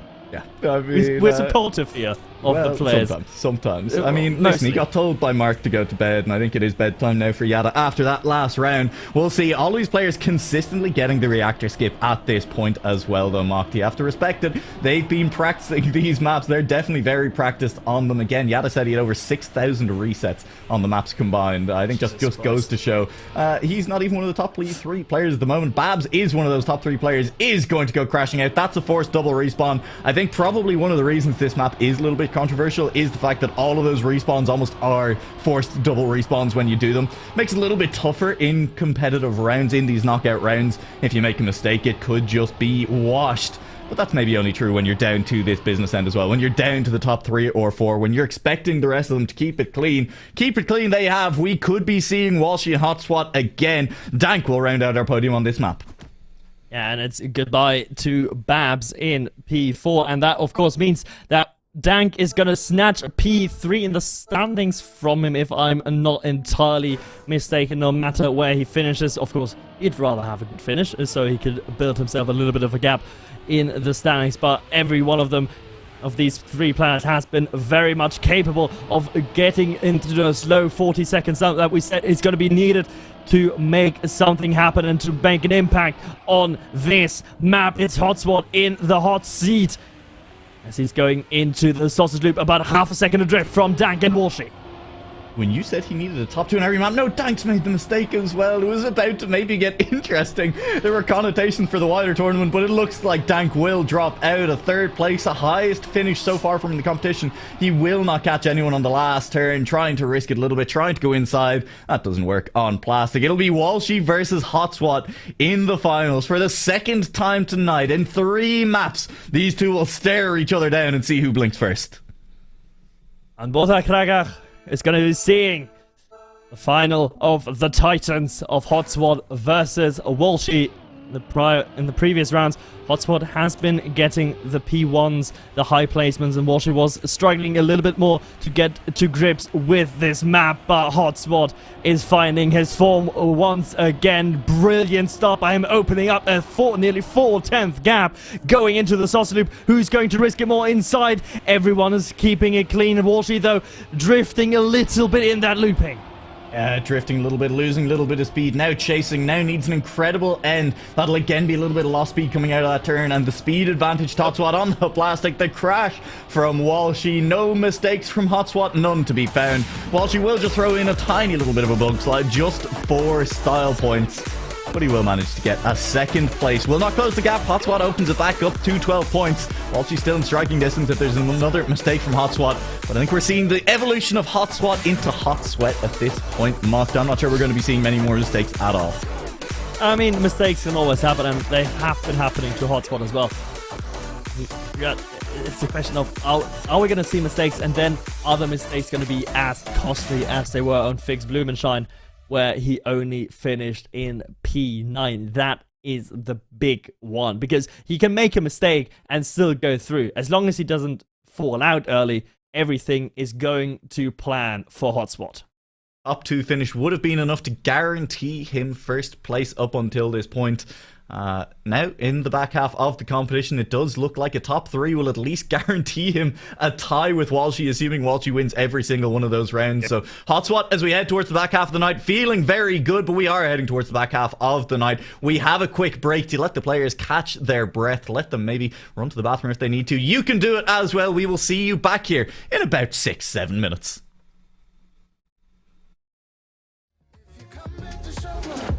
So what's with the hold up? If you come in, move. What's with the hold if you come in, just move. So what's with the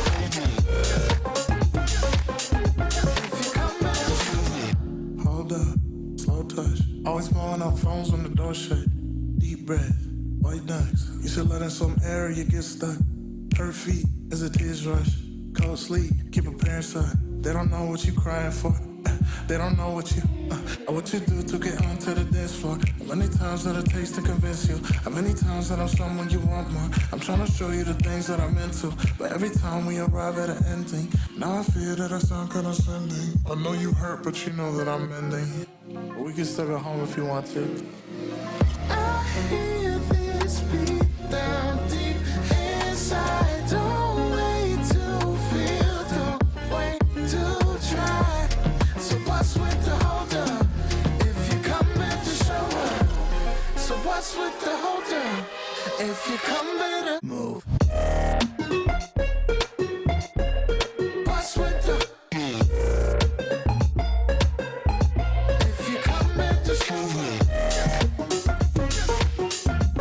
So what's with the if you come in to show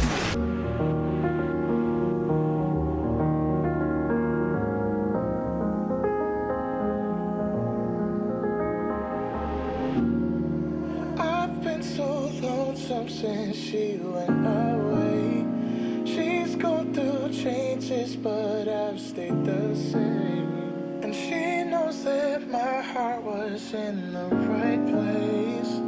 It's a shame that the right place is too far away. Too far away.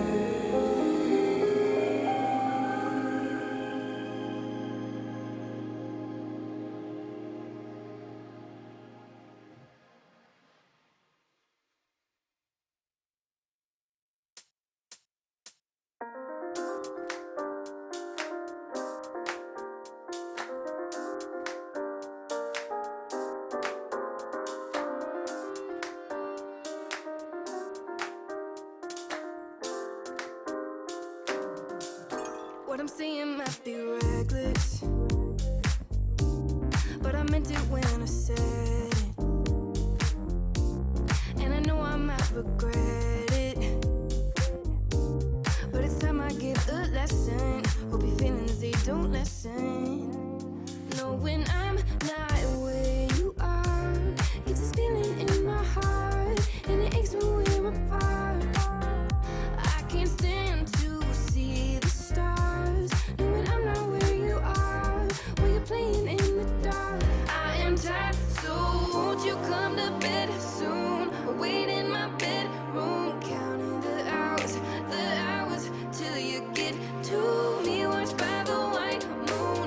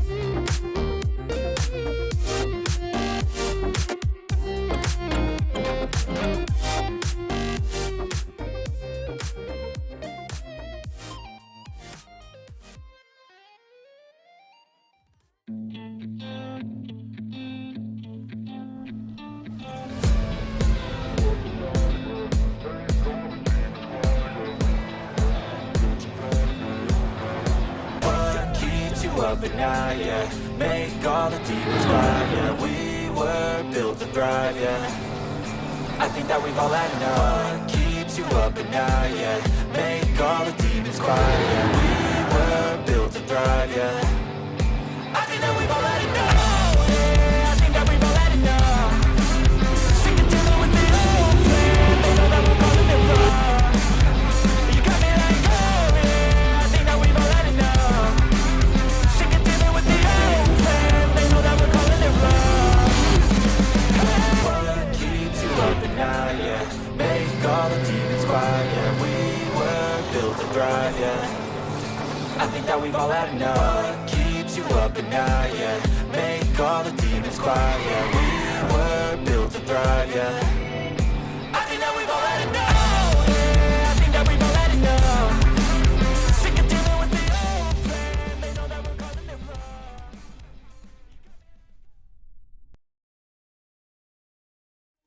Welcome back to the Irish Open Cup for summer 2022. It's all still to play for here, all the way down the standings. I mean, I didn't think we didn't get a chance to talk about it at the top of the show, Mockfish. There is a prize pool for this event, €200, of which €25 will go to the best mapper, as decided by the Irish community after the knockout stage has ended. €100 in first place, Hotspot, looking like a lock-on for that one at the moment. €50 for second, and then there's a battle for that third place position. €25 there. Babs, Dank, and Tiger all looking like they could still take it. Yeah, it's a right hot battle. We could see the current standings from what has been an incredible first part of the knockout stage as well. Hotspot, Walshy, I mean, those two are going to battle out for the lead. Interestingly, Hotspot only needs a P3 finish for every map, and he will win. And that assumes that Walshy wins every single map. So, a bit of maths going on as ever with some of these standings, and then we could say a top two pretty much clear. Then third, fourth, and fifth position, as you said, those €25 are going to be battled fiercely by Babs, Dank, and Tiger, who are just 8 points difference. After that, a big gap between them and the next little group of Lace, Killing, and Yatta. Again, just 8 points in between those three as well. Going to be interesting who's going to take 6, 7, and 8, and then big gap, but 9th to pretty much 14th really, up until Ferg and OC, who have been both being very strong on the night, is going to be looking like a right or scrap as well. So down the grid, it doesn't matter if it's for the prize pool places or just in the lower places. Everywhere it is competitive within their own segregated divisions. Talked about how there was these kind of little groups forming throughout the leaderboard, but I didn't realize that there was that level of kind of rhyming going on there. The leaderboard, I'm going to call it. 3rd, 4th, 5th, 8 points between them. 6th, 7th, 8th, 8 points between them. 9th, 10th, 11th, obviously scripted. 8 points between them. Scripting going on, but those 12 points between the top two definitely going to be where eyes are as we head into our next set of maps. Kicking things off with Drata Hasu. Of course, there is a little bit of a story behind the name of that one, Mock. A fellow German christening Yatta with that one. Yeah, Yatta, one of the map's creators on Dratasau. You know, he's been complaining, and who for those of you who watch Trackmania streamers, Hello Mark might be a player that you might recognize. He's from Düsseldorf, which is the best city in Germany, and I'll fight you on that, because it is, of course, also my home city. And Yatta has been like, I'm really tired, I need to go to bed. And there's a beautiful clip of Hello Mark going, Dratasau, go to bed now. So that, of course, has become a meme. So everyone, just ping Yatta in the TM Ireland Discord channel and tell him to go to bed from now on, every evening. Yeah, exactly. Tell him to go to bed. No idea where most of the letters in Dratasau came from. I think maybe Mark's getting a little bit sleep deprived himself by the time he read that one out. And of course, Yatta Saru. Would you like to know where his name actually came from, or at least what it is? Yatta Gasaru. Educate us. Educate us. I can see it in your eyes. You want to. I looked it up because I was trying to find him on Trackmania.io, and the search is broken there, so I googled him instead, and then I found out that it's a raven from Shinto mythology. So we'll have to ask Yatta for the story behind it. It's weeb shit, and we'll have to ask Yatta about it properly at some point, I guess. Get him on to defend himself. But right now, he has his hands full anyways. as he tries to defend his potential 6th place from Lazed and Killian, who, well, I say defended, he is the attacker at the moment. He'll get a chance to do it on the map that he and Walshy brought in as a mercenary consultant after Yada had the map built and it was declared by playtesters to be an absolute mess of gears. And Walshy definitely a player who knows his gears, a player who loves a good ice map and knows how to keep things clean. There's a couple of interesting points to raise about Drada Sahu before we get on it. It is a split path map. There are 2 options in the middle. I think we're expecting to see basically every player take the faster option, but there is that slow, slightly safer bobsleigh option through the middle of the map. And the second choice, of course, does come at the end. We've seen quote-unquote risky finishes on our first 3 maps. I would more call the maps that we've seen so far, I'd call them failable finishes, right? I mean, there wasn't a decision there. Players went for it basically every single time, because if you missed, you either crashed, which great, you can do that anyway, or you just went for the finish behind. But this is, I think, a true risky finish in every definition of the word, and I think we're going to see some players choose to not take that risk. Especially in the early rounds, I could see some of the top players don't necessarily want to take that risk, because when we're gonna go for the warm-up round, we're gonna see it. The setup is awful. You have a very little space to work with. You have to find a tight angle into a tight jump. There's a corner there you can't. You have a no slide. It's just cruel. It's truly risky, and it's truly the very definition of risk versus reward. On the other hand, I want to talk about that split path, because that split path, on the one hand, it is bobsleigh the long way around, and on the inside, it's going to be an ice slide with a checkpoint that is also tilted. It sounds as bonkers as it is. We're going to see it right in about 15 seconds or 20 seconds with Walshy on board. Walshy definitely a player to stay on board for, has done well on ice maps, definitely a style that he likes, carrying us through this dirt section. And again, this is a map he should know well, brought in as he was, as I say, a bit of a mercenary consultant, will still touch, and you have to be careful on this ice slide. If you try to set up for it too wide, there is that bump at the start that will launch you into orbit. We saw a couple of players taking that outside bobsleigh route in the warm-up, but we're expecting to see most of our top players on that inside line. Through this nice rolling grass section, it reminds me a little bit of Hotswat's map from IOC1, although that one was more on tarmac. And then we're heading rapidly towards this risky finish. You gotta set up wide for it, you gotta go inside, and then it is brutal to try and find your way into that sideways checkpoint. But again, we've been told that a lot of these top players are feeling pretty practiced on it. They're feeling pretty consistent. I still think we're going to see it decide a couple of rounds. Oh yeah, and that and this corner right in front where Bazoot has been just doing something is going to be you can see Fua's finish there as well. It's brutal. It is truly difficult. It is truly risky. So let's see how many players are going to be knocked out by the simple fact of not being able to finish the risky finish. It is, of course, 4 eliminations in our first round. 4 players will not see round 2. Up until now, Demon Dragon has always been in that bottom 4. He's going to try and break this curse. We have been told in chat as well that Yatta is probably named after the Yu-Gi-Oh card, but I will put it to you, chat, that just makes it even more weeb shit. And that's where we'll leave the conversation for now. OC rode the elimination line all the way to a fairly strong finish last time around, is looking to claw his way up that leaderboard still, and is getting a little bit clear. Breakbeats will make it nice and cleanly through that section. He'll catch Ferg, who slides out a little bit early, and it's a good exit from Breakbeats. That was textbook the entire way across the ice. That was basically, if you want to have a look at how to take that eyesight, that was it. That was brilliantly done by Breakbeats, but and with that, he is very much clear, but Fua is one of the players that is very much not clear right now. He's going to have to go for the risky. Some players at the front going for the safe finish. Fua, is he able to snipe someone? He is! Babs! Oh my god, what happened? Babs is out! The one thing that does throw me on risky finishes like this, because I mean, I love them, they're great for competition. I'm not sure if Babs went for the risky fin and failed, or if he went to the safe finish and got sniped by Breakbeats. Either way, the result is the same. Babs, one of those players contesting for the prize money spots right now, will drop out nearly early. Wait, he's not eliminated. We're getting trolled. We're getting trolled, mocked. By the way things look on the scoreboard, Babs has made it through, and he will stay alive for the time being. Other players will drop. Babs lives to fight another day. Okay, thank you, scoreboard, for being an absolute prick to work with. Love that. And Babs thinks he's out. Oh no! Babs is AFK. He thinks he's out, but he's actually not out. Oh, this is terrible. This is brilliant, but this is terrible. Oh no! Tragic. Absolutely tragic. Speeder will try and catch up. Babs, meanwhile, will drop someone slid further out. and further behind on the leaderboard. That is maybe the funniest thing that we'll see all day. Cian will be falling a long way behind. It looks like Speeder may manage to stay in. Speeder, a player who only started playing Trackmania very recently, and, you know, a good showing even so, is looking to get maybe into a top 10 here on this map. Cian has a lot of ground to make up. I'm not sure that someone failing the risky finish is enough time right now, because it is a lot of seconds. It is about 6.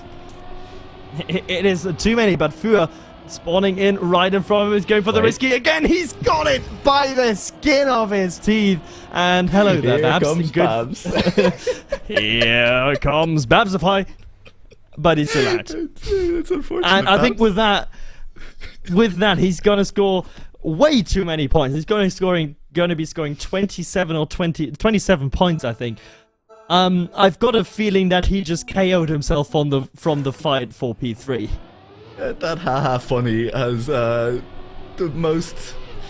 the tone behind it is definitely not haha funny there from Babs in chat. Little bit unfortunate. We'll wait and see how the rest of the round turns out. You never know, there might be some crashes from those. He is competing alongside Dank and Tiger, still in the race for the time being though, and they're looking okay on this map. In fact, Tiger leading the way. I'm seeing someone get a Yep pole just there, and OC is a little bit of the way back. Bazoot and Yatta a long way back, and Lays has joined them at the back as well.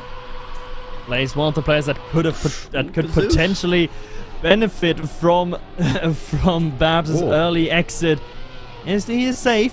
He is safe, but is not looking comfortable. Let's just say that. Bazoot, though, currently in a P11, trying to catch up to Yatta, the map's creator, in P10. He has to go for the risky finish to make it work. Yatta cutting across to get that drift. Bazoot didn't get it, but someone go for the safe. And Bazoot, all he had to do is snipe the risky fin. He couldn't do it. And with that, he will be out. Same with Fua. After an 8th on Figs Blumenshine, he is now finishing in P11.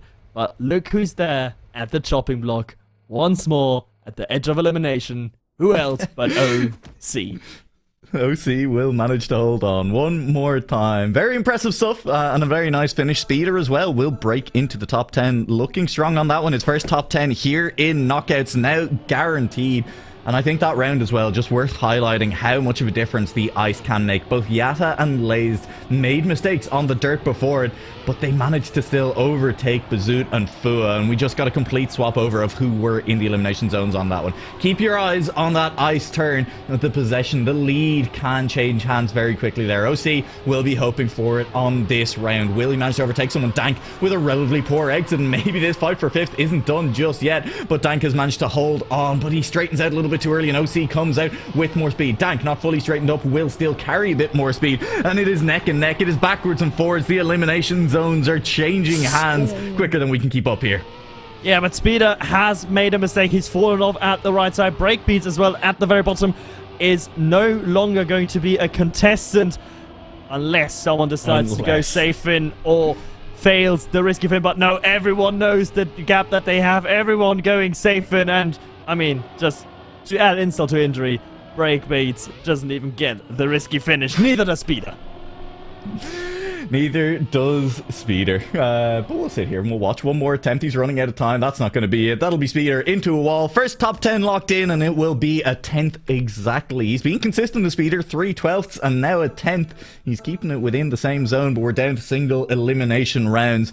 Babs, again, will be kicking himself a little bit for setting down the controller, for maybe taking his eyes off the prize for a brief second, thinking he was out earlier. And hey, if he has the stream open in the background, sorry, Babs, because we definitely thought so as well. And if you were going by us, don't. We don't know what we're talking about. I think that should be pretty obvious at this point. Killian will be chasing in this round. Never listen to the casters. We don't know what we're talking about. We can just talk very quickly and pretend that we do know what we're talking about. Yeah, that was more difficult than it needed to be. There, yeah. But Tiger, that was not as good as it needed to be, as he failed, but OC crucially failed before him. Hot Swat getting no speed off the ice. OC, can he get the gear? He gets grip. Can he make it up to Hotspot? He definitely will need to take that risky finish no matter what may come. He needs to keep it close, get Risky Finn. That's his game plan now. He's done it many a times. The snipe has been working for him. Hotspot going for the safe finish. That could be OC's turn. That could be OC's turn. Does he get it? Did he get it? Did he get it? I'm not trusting the scoreboard on the left. I'm not trusting it until I see who's actually eliminated. No, it's fine. It's fine. Hotspot does get across the line. I believe a matter of about 9/10 in it eventually. As the risky Finn, the safe Finn, if you're still fast, is not that much slower, but it was still maybe a little bit closer than Hotspot would have liked. I mean, look, there's still 12 points. He still needs to get those top threes to lock Walshy out of this competition. Walshy's still in it. Hotspot's still in it. I mean, we love to quote the great Murray Walker from F1. Anything can happen, usually does. He applies it to F1, we apply it to Trackmania. I think it holds even more true here. It does, because in F1, well, there is a bit of bowling. Usually it's involving a Finnish man and a bit of wet track in Hungary whenever bowling is done. And Lace, not only Lace, but Tiger as well. Having the mistake, but Tiger was up the road, quite a few seconds up the road from Lace. And Lace, yeah, again, it's going to be the risky finish, the only option for him, or someone else bottles it in a catastrophic fashion. I mean, hey, definitely possible. We've seen it happen before, and Lace will be hoping for it. Tiger is the player in front, so maybe who's you have eyes on. Tiger will make it through. Lace will make it through as well. The players in front of them basically all went for the safe finish. They are all eyes on the leaderboard enough to know when they can afford to do that. Yeah, eyes on leaderboard. They exactly know how much time. I think it's about a second that that the risky finish will save you. But crucially now, Lace in his battle for P6 against Killian and Yatta, the first one of the three to be eliminated. So this is some points to be made up by Killian and Yatta respectively on Lazed 09. Let's see if they can do so. They're currently occupying both the P5 and the elimination spot in P6 by Killian. That is not where they want to be. And not exactly where you want to be. Killian will manage to overtake Yatta, though. You said that was the battle. It'll continue on. Yatta will crash into that. He spent time. He had to make a custom block to get collision working on those red rings. I'll tell you, I bet he's regretting it right now. If only I didn't put those red rings there, I would have been fine. Nope, he is not fine at all. He is last, and by some distance, as no one else is making a mistake. Everyone, I presume, will go safe, and yep, everyone will go safe. And Yatta at least do a risky fin for the style points. He will try to do exactly that, and he does. Chat risky fin from Yatta, but of course not enough. We will say goodbye to him in P6. Will be P6 and fireworks for Killian, a man who once got hit in the face with fireworks at a firework display. But, I mean, this time around, their celebration, and he won't be worrying about the risk of burns at home. He's looking to burn his way down the track on this one. He's burning the competition around him as well. The higher he can get now, the further he pulls away for that battle for P6. That is the job from Killian, to just make up as many points as he possibly can. Tiger, though, big mistake in the early parts, going to throw him back. But here, he can minimize airtime a lot better than Killian does, and gains. He's gaining in this proverbial slipstream. There, of course, there isn't any in Trackmania, and he does overtake Killian in the ice turn. Yeah, Killian now chasing again. That Guinness car looking to make its way back into the competition here. But the players in front are good. It's tight. I don't know how many safe finishes we're going to see. The players in 1, 2, maybe 3 can probably afford it, but will they? Will they risk the safe finish? Or will they go for that risky finish? It's Dank, the only player going for it. It looks like Tiger nearly gets stuck, and Tiger does get stuck on that risky finish. He doesn't quite get a nose across the line before the forward momentum stopped, and so Killian is safely through and forth. Tiger. I mean, he had no choice but to go for the risky finish, but that's just the brutality of it, of that risky finish. It's so tight to make that jump, and Tiger in his battle for P3, it's gonna be the second one to drop out, and now it's on Dank to make up again as many points as he possibly can. He's gonna be first.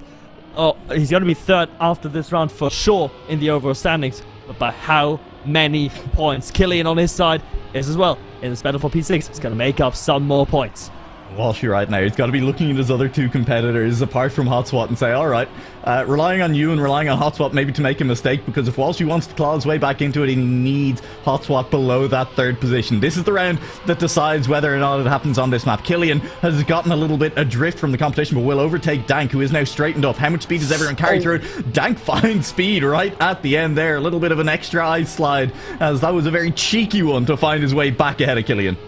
Yeah, and Killian as well, he had more speed than Hotspot. He could have put him into a lot of trouble, but of course he hit the penalty snow on the outside. Now, going into that last risky finish, who's going to fail? Is everyone going to make it? Everyone is going to make it. No mistakes from the top 4. And that means the logical deduction is squeaky bum time. Killian is out. It is very close at the end there as these players are forced. It is no longer an option. Safe finish is not the play. You can't trust it because this is one that these top players have practiced at this point. They do feel comfortable enough that they should be hitting that 9 times out of 10, but if time number 10 comes right now, then you are dropping points. You are dropping the place, but it won't be all that many points at this point. Dank, he'll be happy with this. We could see for 3 out of 4 maps Hotswat versus Walshy at the finish. Dank is chasing to try and prevent it.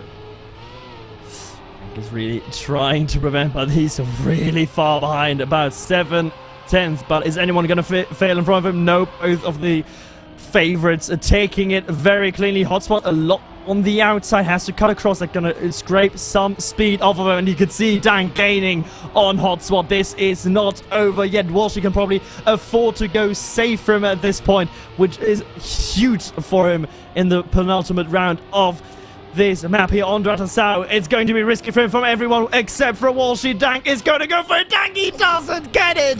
And Walshy, I think there was a little mistake from him. I think he could have been slide, and Dank, yeah, he does not have the setup to make the risky finish work. He will go out in P3, but It would have for been him, close. he will take P3 as well in the overall standings. Yeah, I mean, P3 is fantastic, and it is Dank climbing up into P3. That could have been very close if Dank hadn't crashed it. But once again, for the 3rd time, we will watch as Hotswat and Walshy try and take each other on. So far, they have won apiece. It was Walshy on Imlan Osig.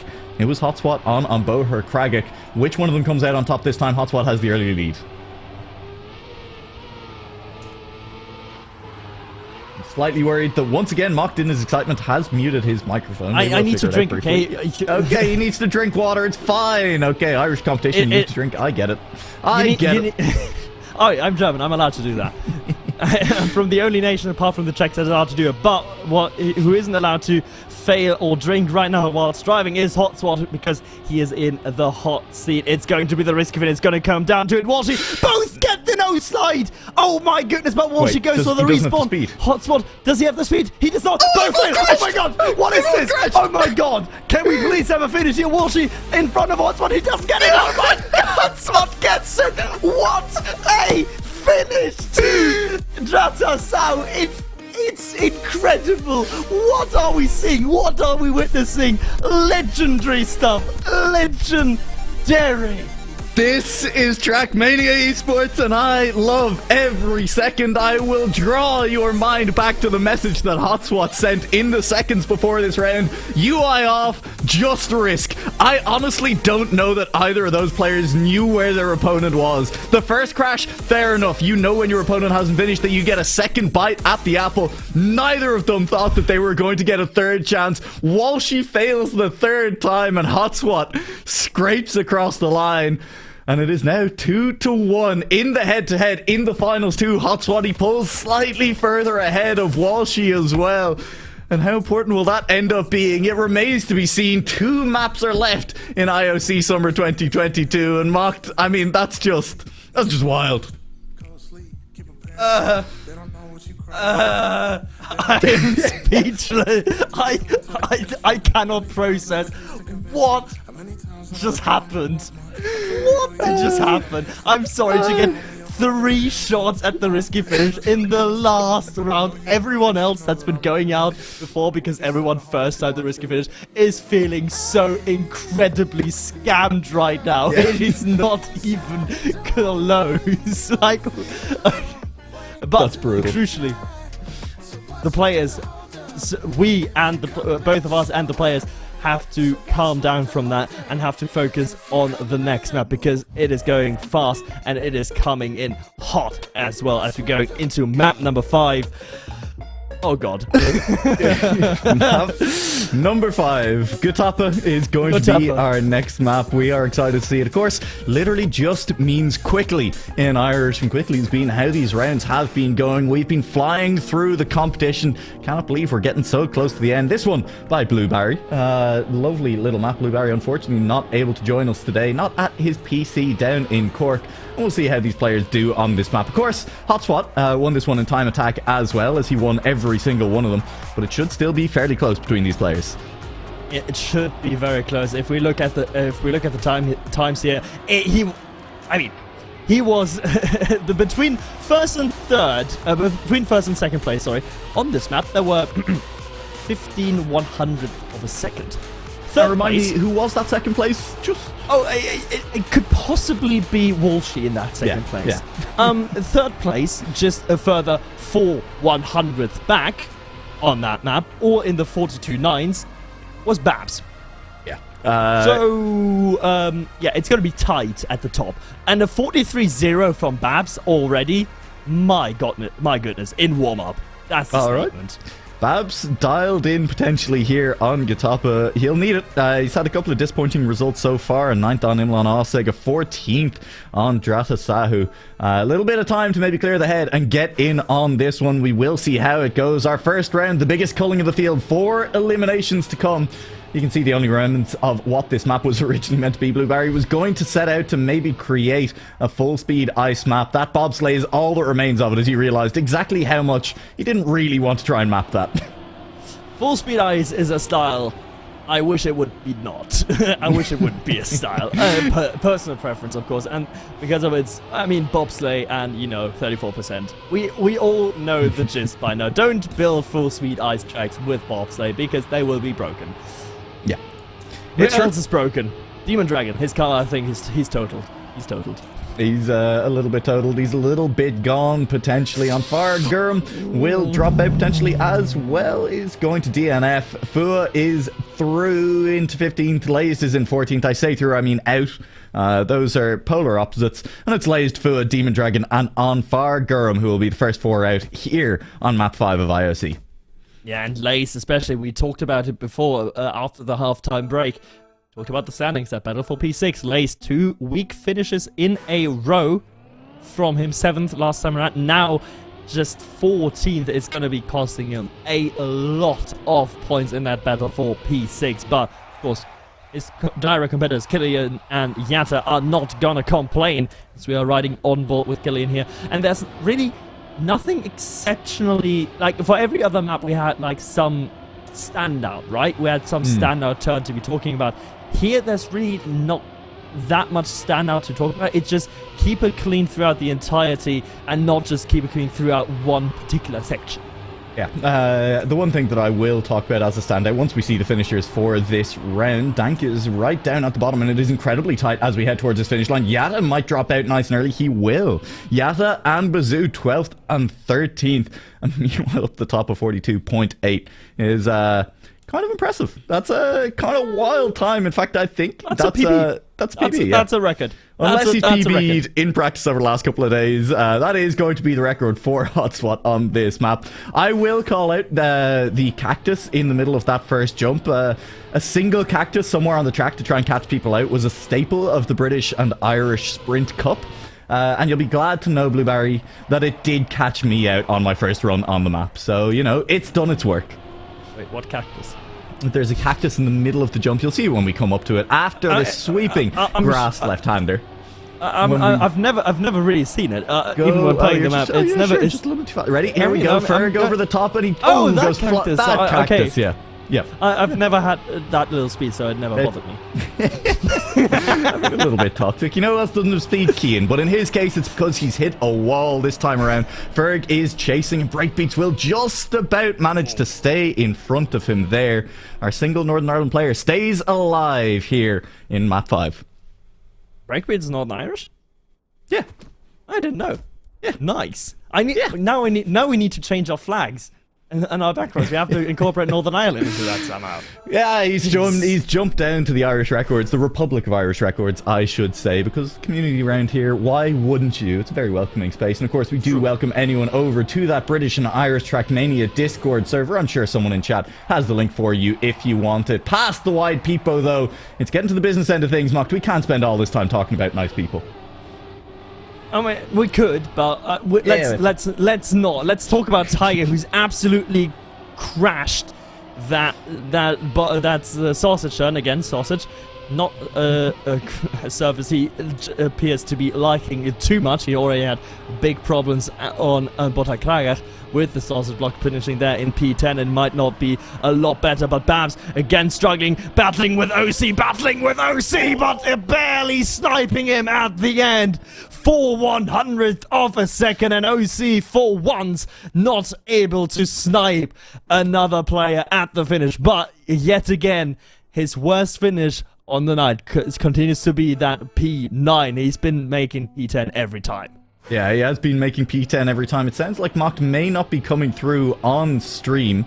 And if that is the case, I have absolutely no idea. Yeah, I can hear Mocked absolutely fine, so hopefully stream can as well. We'll figure out if he can't. Thank you very much for anyone who has posted that Discord into Twitch chat. We are now into our top 7. Dank is chasing down Hotspot very slow across that grass. We'll lose a position, but we'll be right back into the swing of things around this next turn. The player's easily clearing over the top of this jump, as you said. With enough speed, it's not too hard to get well clear of that cactus. Babs will continue to chase on here. Will overtake Dank, will overtake another car as well. Heading towards the last couple of turns. Penalty. Nearly gives himself a yep tree, gets the penalty. And it's so close again. Less than 1/10 of a second, nearly less than 100th of a second, and Babs will stay alive one more time. Yeah, Babs stays alive. Breakbeats. Unfortunately, our Northern Irish representative has fallen. With that, we go into our P6. Babs been on a chopping block, been very close to elimination twice now on the trot. Of course, something that would be very much taken by both Dank and Tiger, being like, yep, early finish, early exit, thank you very much. Especially given that Tiger's already out. Dank, though, still in it, struggling with the first turn. However, one name that I haven't been noticing is Speeder. How did he make it into P6? What? Hey, might still make it a little bit higher right now. Is battling Walshy, our current second place driver on this track, to try and get even a little bit further. It's going to be tough though, as Walshy is already pulling away a little bit. It's a good exit, good speed from Speeder, and now it could be down to this last turn. Is anyone catching a little bit too much penalty sand? It doesn't look like it, and everyone will make it. Killian making it look close on that finish, and Speeder will drop 6th place, but that is an incredible finish for the driver. That's his best finish on the evening after 3 12th places, 1/10 on Ratasau, now his 6th place finish.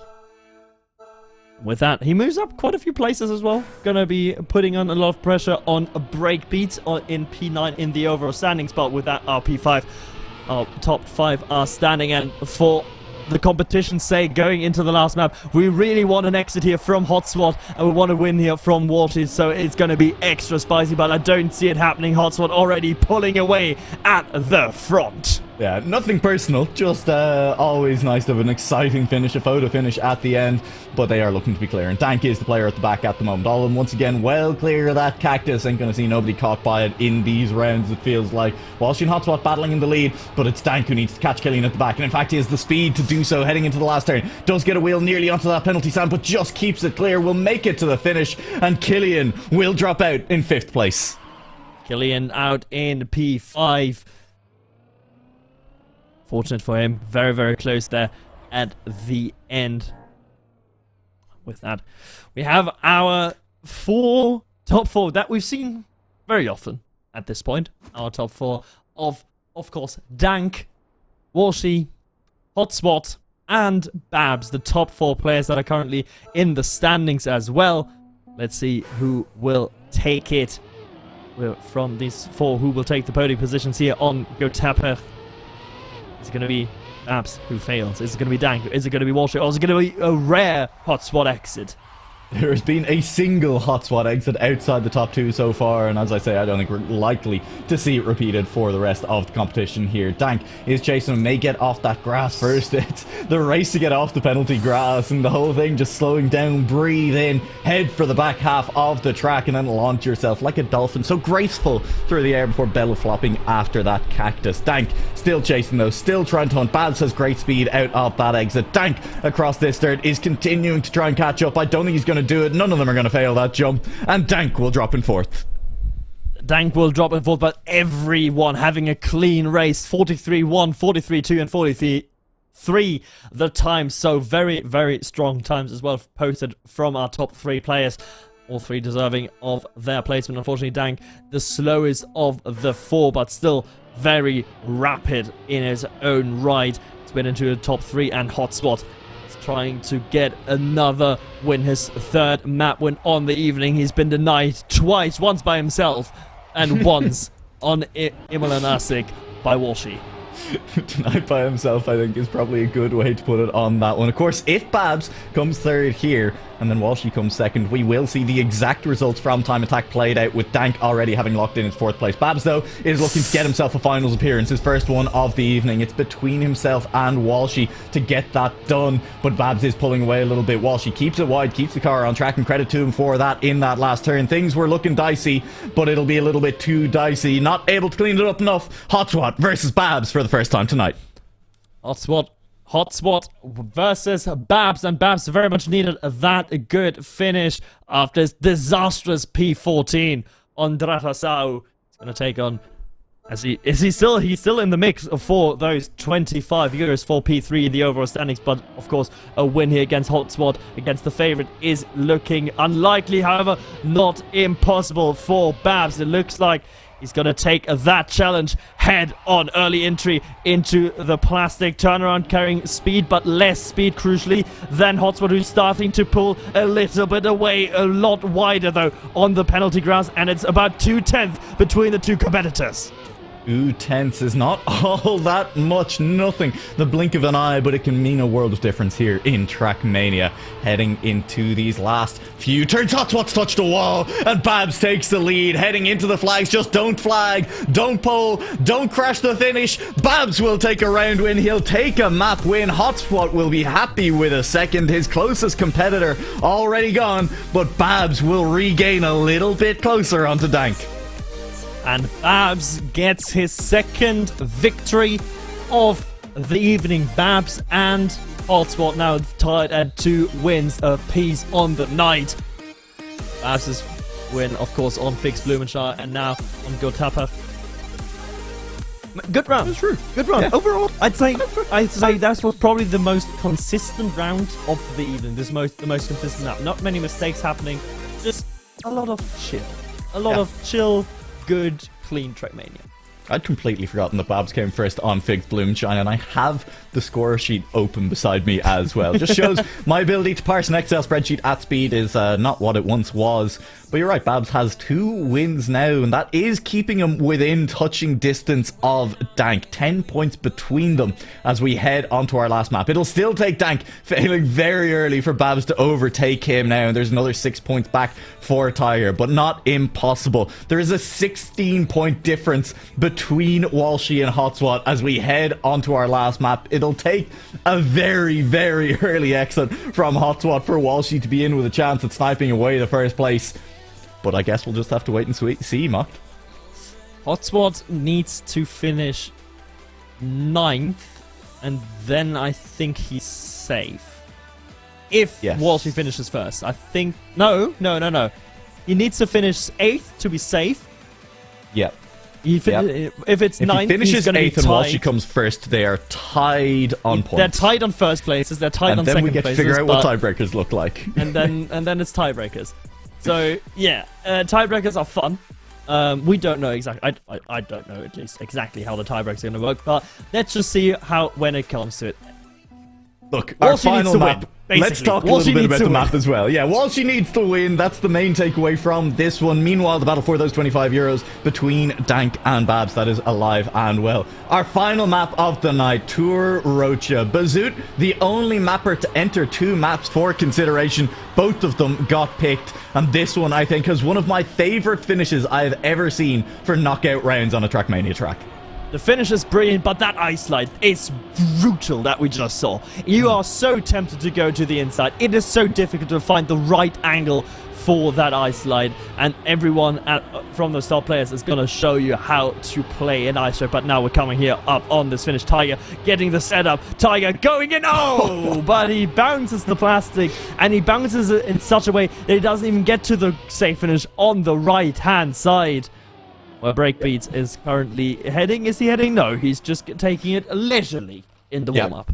There is a safer finish over to the right side, and it is set up like a pool table, 45-degree ricochet. If you miss that tiny entrance into the quicker finish, you should bounce over to it. There is a way to fail it, as we were cleanly demonstrated there, where if you crash into that right side, you can be sent ricocheting back. That is worst case scenario on the finish line here for these players. It is then a long drive back, trying to accelerate on ice or respawn and try again. But it is an exciting finish. It should lead to some exciting finishes as players fail it, but still try and crawl their way to the other finish line anyway. And I'm looking forward to seeing how that plays out. As you said, though, I think this big, long ice slide likely to be the make or break. Easy to slide out, easy to angle a little bit too much inwards and launch yourself onto that snow hill. And Fua is trying to make the ground up here. We're starting with a 2-round elimination, a 2-player elimination, and we'll see how Fua goes. Let's see how far up the grid he can still come. There's been a crash in front of him from Anfir as well. Lace has been crashing at the very start, and let's see the risky finish. Is it going to be risky? Who's gonna fail it? Who's gonna get it? It looks like everyone is gonna get it. Anfir is gonna get it as well, and he actually sniped someone. There has been a few fails. Speeder caught out in P15. Dank, though, probably the most prominent name, who either went for the safe finish from the beginning or failed the risky. Bazoot as well, the map maker in 14th place. He did tell us he's been feeling a little bit skill checked by his own maps. I think unfortunately for him that has maybe continued here into the knockout rounds as well. But hey, won't drop out in 15th or 16th, will live to fight another day. And I think we're rapidly getting to the point where Hotspot will have already locked in his first place in this competition. The first Irish competition he has played in since 2009, and that was the World Cyber Games qualifying LAN here in Ireland. So, you know, he'll be feeling pretty good to take it first. It would be feeling pretty good, but what felt really good was being on board with Walshy on that ice slide, because that was just crystal clean. That was just beautiful. Abafua, not so beautiful from him, is currently in P13. Is currently on the verge of being eliminated, going into that last ride. Switching the camera and going for it. Oh, but he gets denied by the plastic. No entry. You shall not pass. Oh, it's such a slap down, and he bounces back one more time. Go for the safe fin. 16 seconds left and few spins. Fua will finish out his night with a 14th place here on Tour Rocha. Not a bad night altogether. Fua looks to be finishing down around 15th place overall in IOC Summer 2022. As Walshy is daring Hotswat to just DNF the next round. Just do it. And then bet that Walshy can't come first. I'll be honest, it's not a bet or a dare that I'd be accepting, because you said it, Walshy on an ice slide. He is buttery smooth, crisp, maybe a better word when you're talking about ice, and he makes those ones look so clean so often. Yeah, it's rude to be that good on ice. It should be illegal, honestly. Ice shouldn't be a surface, but let's see if they can do it. Someone's failed. Someone had to respawn. Let's see who it is at the next checkpoint. Anfir showing exactly the dangers of that ice slide. It's so difficult to judge the exit. Breakbeats, fortunately, bumping out as well. So these two are very much of the pace. But speaking of the pace, what's about a good time here on Tour Rocha? Oh, that's a good question. Let me tell you, the current record, or at least as far as we know going into it, is a 41.8. by Hotswat. So, you know, you're looking around there. But any map with a lot of ice in it, as Yata goes pinballing his way across there, Dank will secure himself a 10th place, just about not far. Gurm will cross that line in 12th. A good pace at about a 41.8. Well, I say a good pace. That's the record. So anything in the low 42s, I'd call incredible. Mid 42s, very solid. We saw 43 win that round, and you'd call that a good time as well. Because anything, as I say, with a large ice slide, you'll see a fairly big spread of times when it comes to rounds. Yeah, especially an ice sled as difficult as this one, being downhill, very tight. I mean, there is the benefit of you are over 200 speed, so you can just send the ice slide, and you will not slide out naturally by game design. It's still so difficult to dash. Killian is very much on the inside, but then just loses it. Does not have the angle to cut back, but he is not the only one. Dank and Kian have already been caught. Dank now in P9, and that's gonna be horrible for his hopes to finish in the top 3, to finish in that 3rd position. He's right on track with Killian, but crucially Babs is safe, and Kian is not looking to do any mistakes either. Finish though, it could come down to it. OC is bounced off. Kian will just say finish. Kian will stay in it. Dank will snipe. Killian will make it straight through. Splits the uprights, and Killian is gone. Bazoot is gone, and Dank can't believe it himself. Bazoot, all you had to do was finish safely. You didn't need to go risky. You bounced off. Okay, doesn't matter. Just go safe in. You didn't need to. You just threw astronomically, and Dank will be paypalling you, I'm pretty sure, because that was a friend's deed from Bazoot onto Dank, who keeps his chances at P3 alive and well. I think he's not safe yet, but he's getting ever closer to it. And you gotta just flush the adrenaline out of the bloodstream on that one and keep going. And now it is his opponent for that P3 who is looking a little bit at risk. It's Babs down in A. Through this little bit of a tech section, he heads towards the back end of the map. Dirt looping, he has enough speed to do it and will just about manage to overtake Yata through it. And maybe Yata to go out on this round, but we've seen enough failures on it. Yata is slow, will not quite make it through, and I'm not sure it would have mattered, as the players in front of him who were safe from him. The players in front of him who'd risked it had made it, and Yata will drop out in 8th place. Babs and Dank live to fight another day. Babs and Dank still alive, but a lot of failures there on the risky finish, on that threading the needle ice section. And we can still see that OC is still in it. Our underdog is still performing brilliantly through trials and tribulation, but of course our favorites are having a few skill issues. Sudden loss of talent, as Lando Norris would put it. Yeah, sudden loss of talent mocked. OC and Kian are currently tied on points. Whichever one of them goes out first will lose to the other. Breakbeats 1 point behind them, and so they will probably drop behind him as well. They will drop behind him literally no matter what happens. This is the fight as things stand for 10th place between the two of them, and it's OC crashing into a wall, Kian in front of him, and now OC needs Kian to fail the finish because it is 1 turn left. It's into this ice, line it up from a distance. He will not quite make it. He will make it through. Kian will guarantee himself 10th place. It will be OC dropping to 11th, and Breakbeats will move in front of both of them. Breakbeats is going to be in that P9, but yeah, Kian securing P10. But what a performance overall from OC, starting in P14, KO rank just of today, P7. Brilliant performance. I think my personal performance of the day from any of these players, but of course there's still money on the line. We neglected to mention that Hotswat is, by the way, safe in P1 now. He's won. Yes, and correct. so is Walshy in P2. It's just the battle for P3 now that we need to focus on, and it is that man Dank. If he can just survive this round, I think he is safe as well in P3. He needs to keep it clean. He needs to keep Kian behind him. The risky fin, though, is still coming up. Yeah, the Risky Finns could still decide matters here at a late point. It decided the first IOC. It could change things right here. Dank got it. will make it through nice and cleanly, and Cian will drop in 6th place. That does mean our podium is locked in. There's still pride to play for, though. There is still the chance to have your name a one more round win. And each of these players, I think, has enough pride that they will want to get that one as well, Mocked. Of course, they're all competitors at the end of the day, and they all want that victory. Babs. I mean, and there's also like a KO victory to play for still. KO ranks right now, Walshy is still leading the day on KO rankings, and Hotspot is still behind him. And in P3, it's Dank. Well, it's Dank, and in P4, it's Babs. So every one of these players still looking to get some points in the KO for the KO rankings to at least brag, okay, Hotspot made of one time attack, but on the day, on the competition, I was better than them.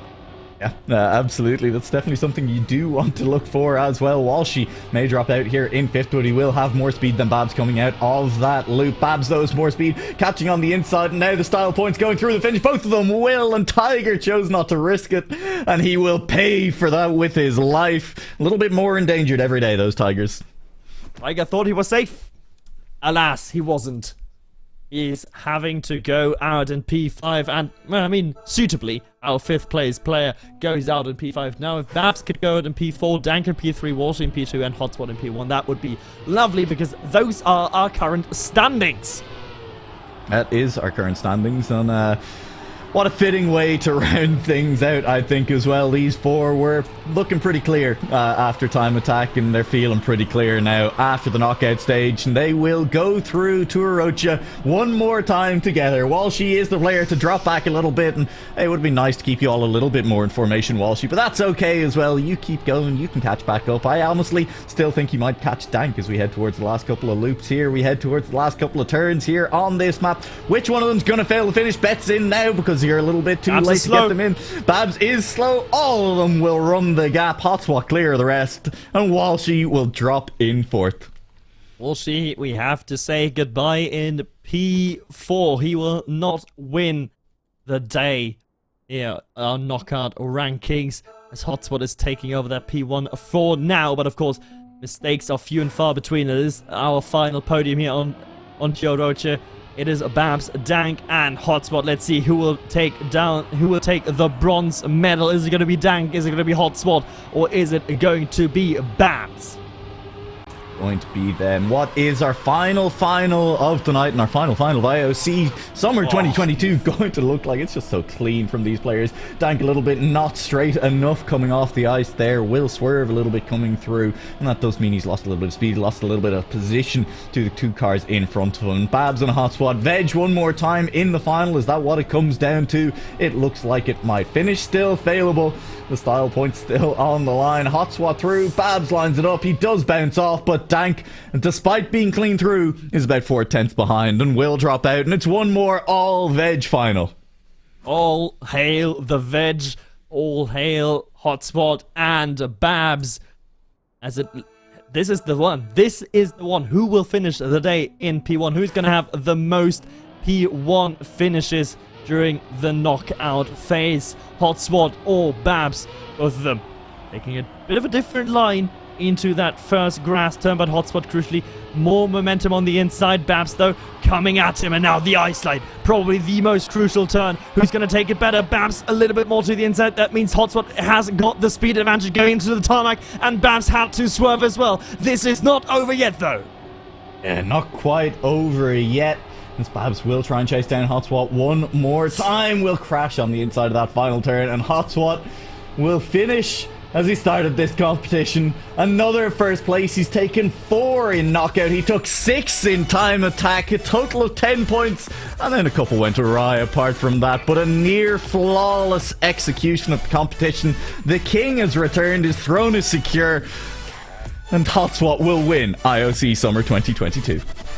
And deservedly so. The best player from Time Attack. He came in here with a 20-point lead, and he got it up to 22 points.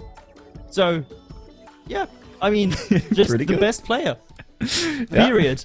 Period. Nothing to say about that one, but still, Although, yeah, the best player and definitely deserving of praise.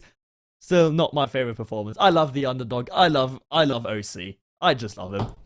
I mean, look, there was a lot to love about all of today's competition. Absolutely fantastic to see all around, and it is one of the reasons we love doing these community competitions. It's why we love being a part of this community, and thank you very much to everyone who's been involved in making this one happen. There are names I will forget, but we have to give a big shout out to Padster, who created a huge amount of the graphics that we see on screen, alongside Hotswat, who did a lot of the static stuff for it as well. And both of them, incredibly talented. Deployer behind the scenes did a huge amount of work on making this production happen, and of course Babs and Yatta doing a lot on the admin side. Detective Sean, I believe, has been keeping the spreadsheet updated, and hopefully we're going to get Babs on for a quick chat here. I don't make any promises for that, but fingers crossed that we'll manage to get him onto the stream for a brief second here, Mocked, because I know for a fact that there are people I have forgotten to say thank you to. Babs is potentially on the way. We'll wait and see very quickly.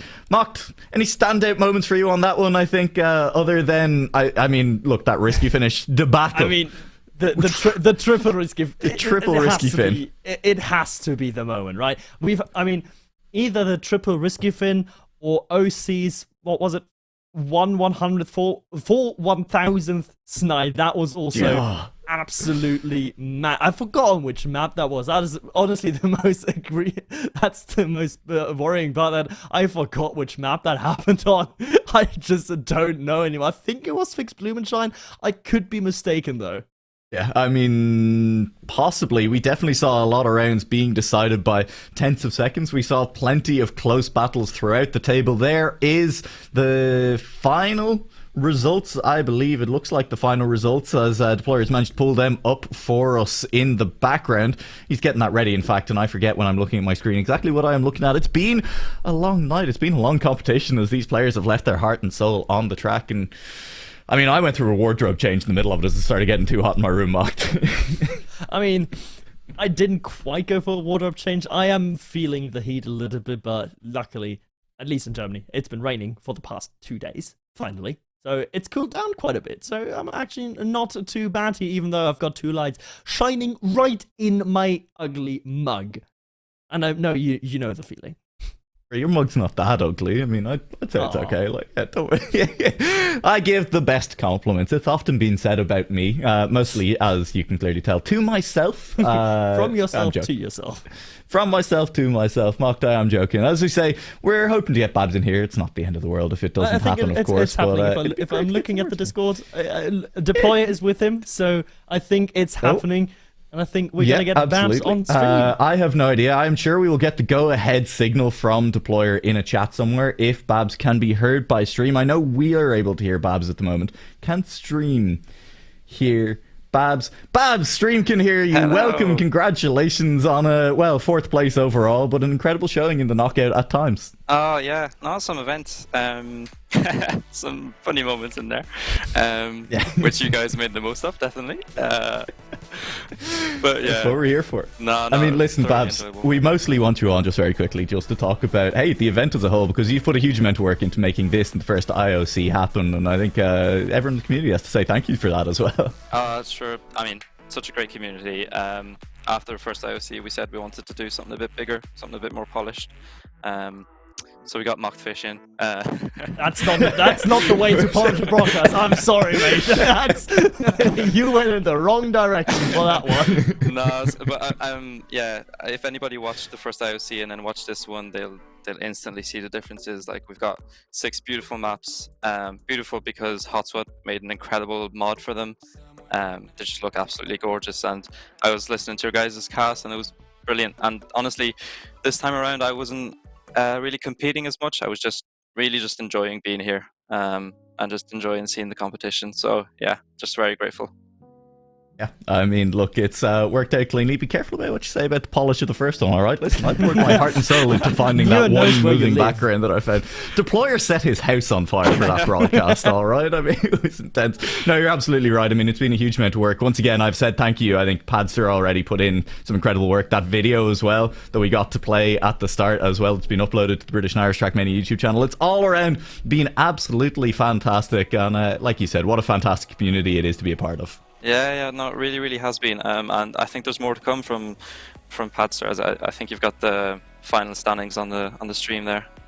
Yep, we absolutely do. I'd like to look down them here. Of course, we have our top three, the money positions, Hotswat, Walshy and Dank. And I did like the excuse you got in there, Babs. Yeah, not focusing on playing so much, just happy enough to take my 4th place. But, you know, it was a contested 4th place between you and Dank right up to the end. Looking a little bit further down the standings, Killian came in 8th, climbed his way up to 6th. A very strong rounds performance from him as well. Yatta looking good. And OC, I think, had to be a highlight of a lot of those knockout rounds for us. Oh, it was amazing. So many players, and I think you and me, Bo and Macht, we all looked through the questionnaire that we put out to the players, and everybody was saying that Killian was their surprise package. A few OCs here and there as well, and both of them just were incredible. I think OC probably surprised himself as well in how well he did. But yeah, no surprises for us. We're expecting big things from them in the future, and yeah. Yeah, absolutely. No and I pressure. do want to give the one shout out as well to Speeder, a player who's been playing since last December, is definitely already better than me, and managed to pull out a 6th place on Gatopa. That was incredibly well done. Things that we love to see, and we love to see new people joining the community. The Discord has been posted once already. I'm sure we'll get it in chat one more time as well. It's a very welcoming community, as long as you're British or Irish, or Mockfish, apparently, who is managing to infiltrate as many Irish communities as possible. Babs, are there any final things that we need to say before we wrap up the stream and say goodnight to everyone? I think you've probably already been stalling for time and thanking everyone, so I'll just make it very brief. But yeah, thank you to everybody involved, the whole production team, the player in the background, both of you guys. It was really an amazing stream. I'm looking forward to watching it again. All the players, every single player that played, it was so enjoyable to watch you all grind for times and then play in the knockout today. Yatta, who's organised this with me and who's put in so much time, even though IRL stuff has been happening as well, and you know, couldn't have been possible without him. Yeah, I hope I'm not forgetting anybody. Padster and Sean, obviously, and GG's to Hotswat. I think nobody is surprised that he's the Irish champion. I think it's well deserved, and hopefully in the near future we'll be a bit more able to contest him and maybe dethrone him. That would be good. I think the final thing to say that I forgot to mention is, I mean, as you said, the incredible quality of the maps in terms of scenery. I mean, the mapping in general, I think, has massively improved since the first one. I think by the time, if there is ever another edition of IOC, you could probably just submit the entire thing directly to Fastpoint and be like, yeah, you should consider these guys for your academy. It's been a joy to watch, and I think there will be a vote on the best map from the 6 that were played today, that were played during Time Attack. Do you have any details on how that's going to be run? Yeah, so the vote is going to be sent out to the Irish players. It's going to be solely for the Irish players, and €25 go to the best map. Obviously the map pool is €200 and €25 of that is dedicated to the best map, and honestly I don't know which way it's going to go. There's a few in there that could get it, and hopefully it'll just increase the motivation of people to make even better maps for next time. I think, unfortunately for Dank, unlikely to go to both or Kragic, but hey, at least it provided entertainment in the middle of the stream there. Babs, thank you once again for joining us. Mock, thank you for joining me on stream, and thank you to everyone who has tuned in tonight. We will hopefully see you back for plenty more Irish community events. We will hopefully see you back here for plenty more events in general. Thank you so much for joining us. That is it for IOC Summer 2022. So long and good night.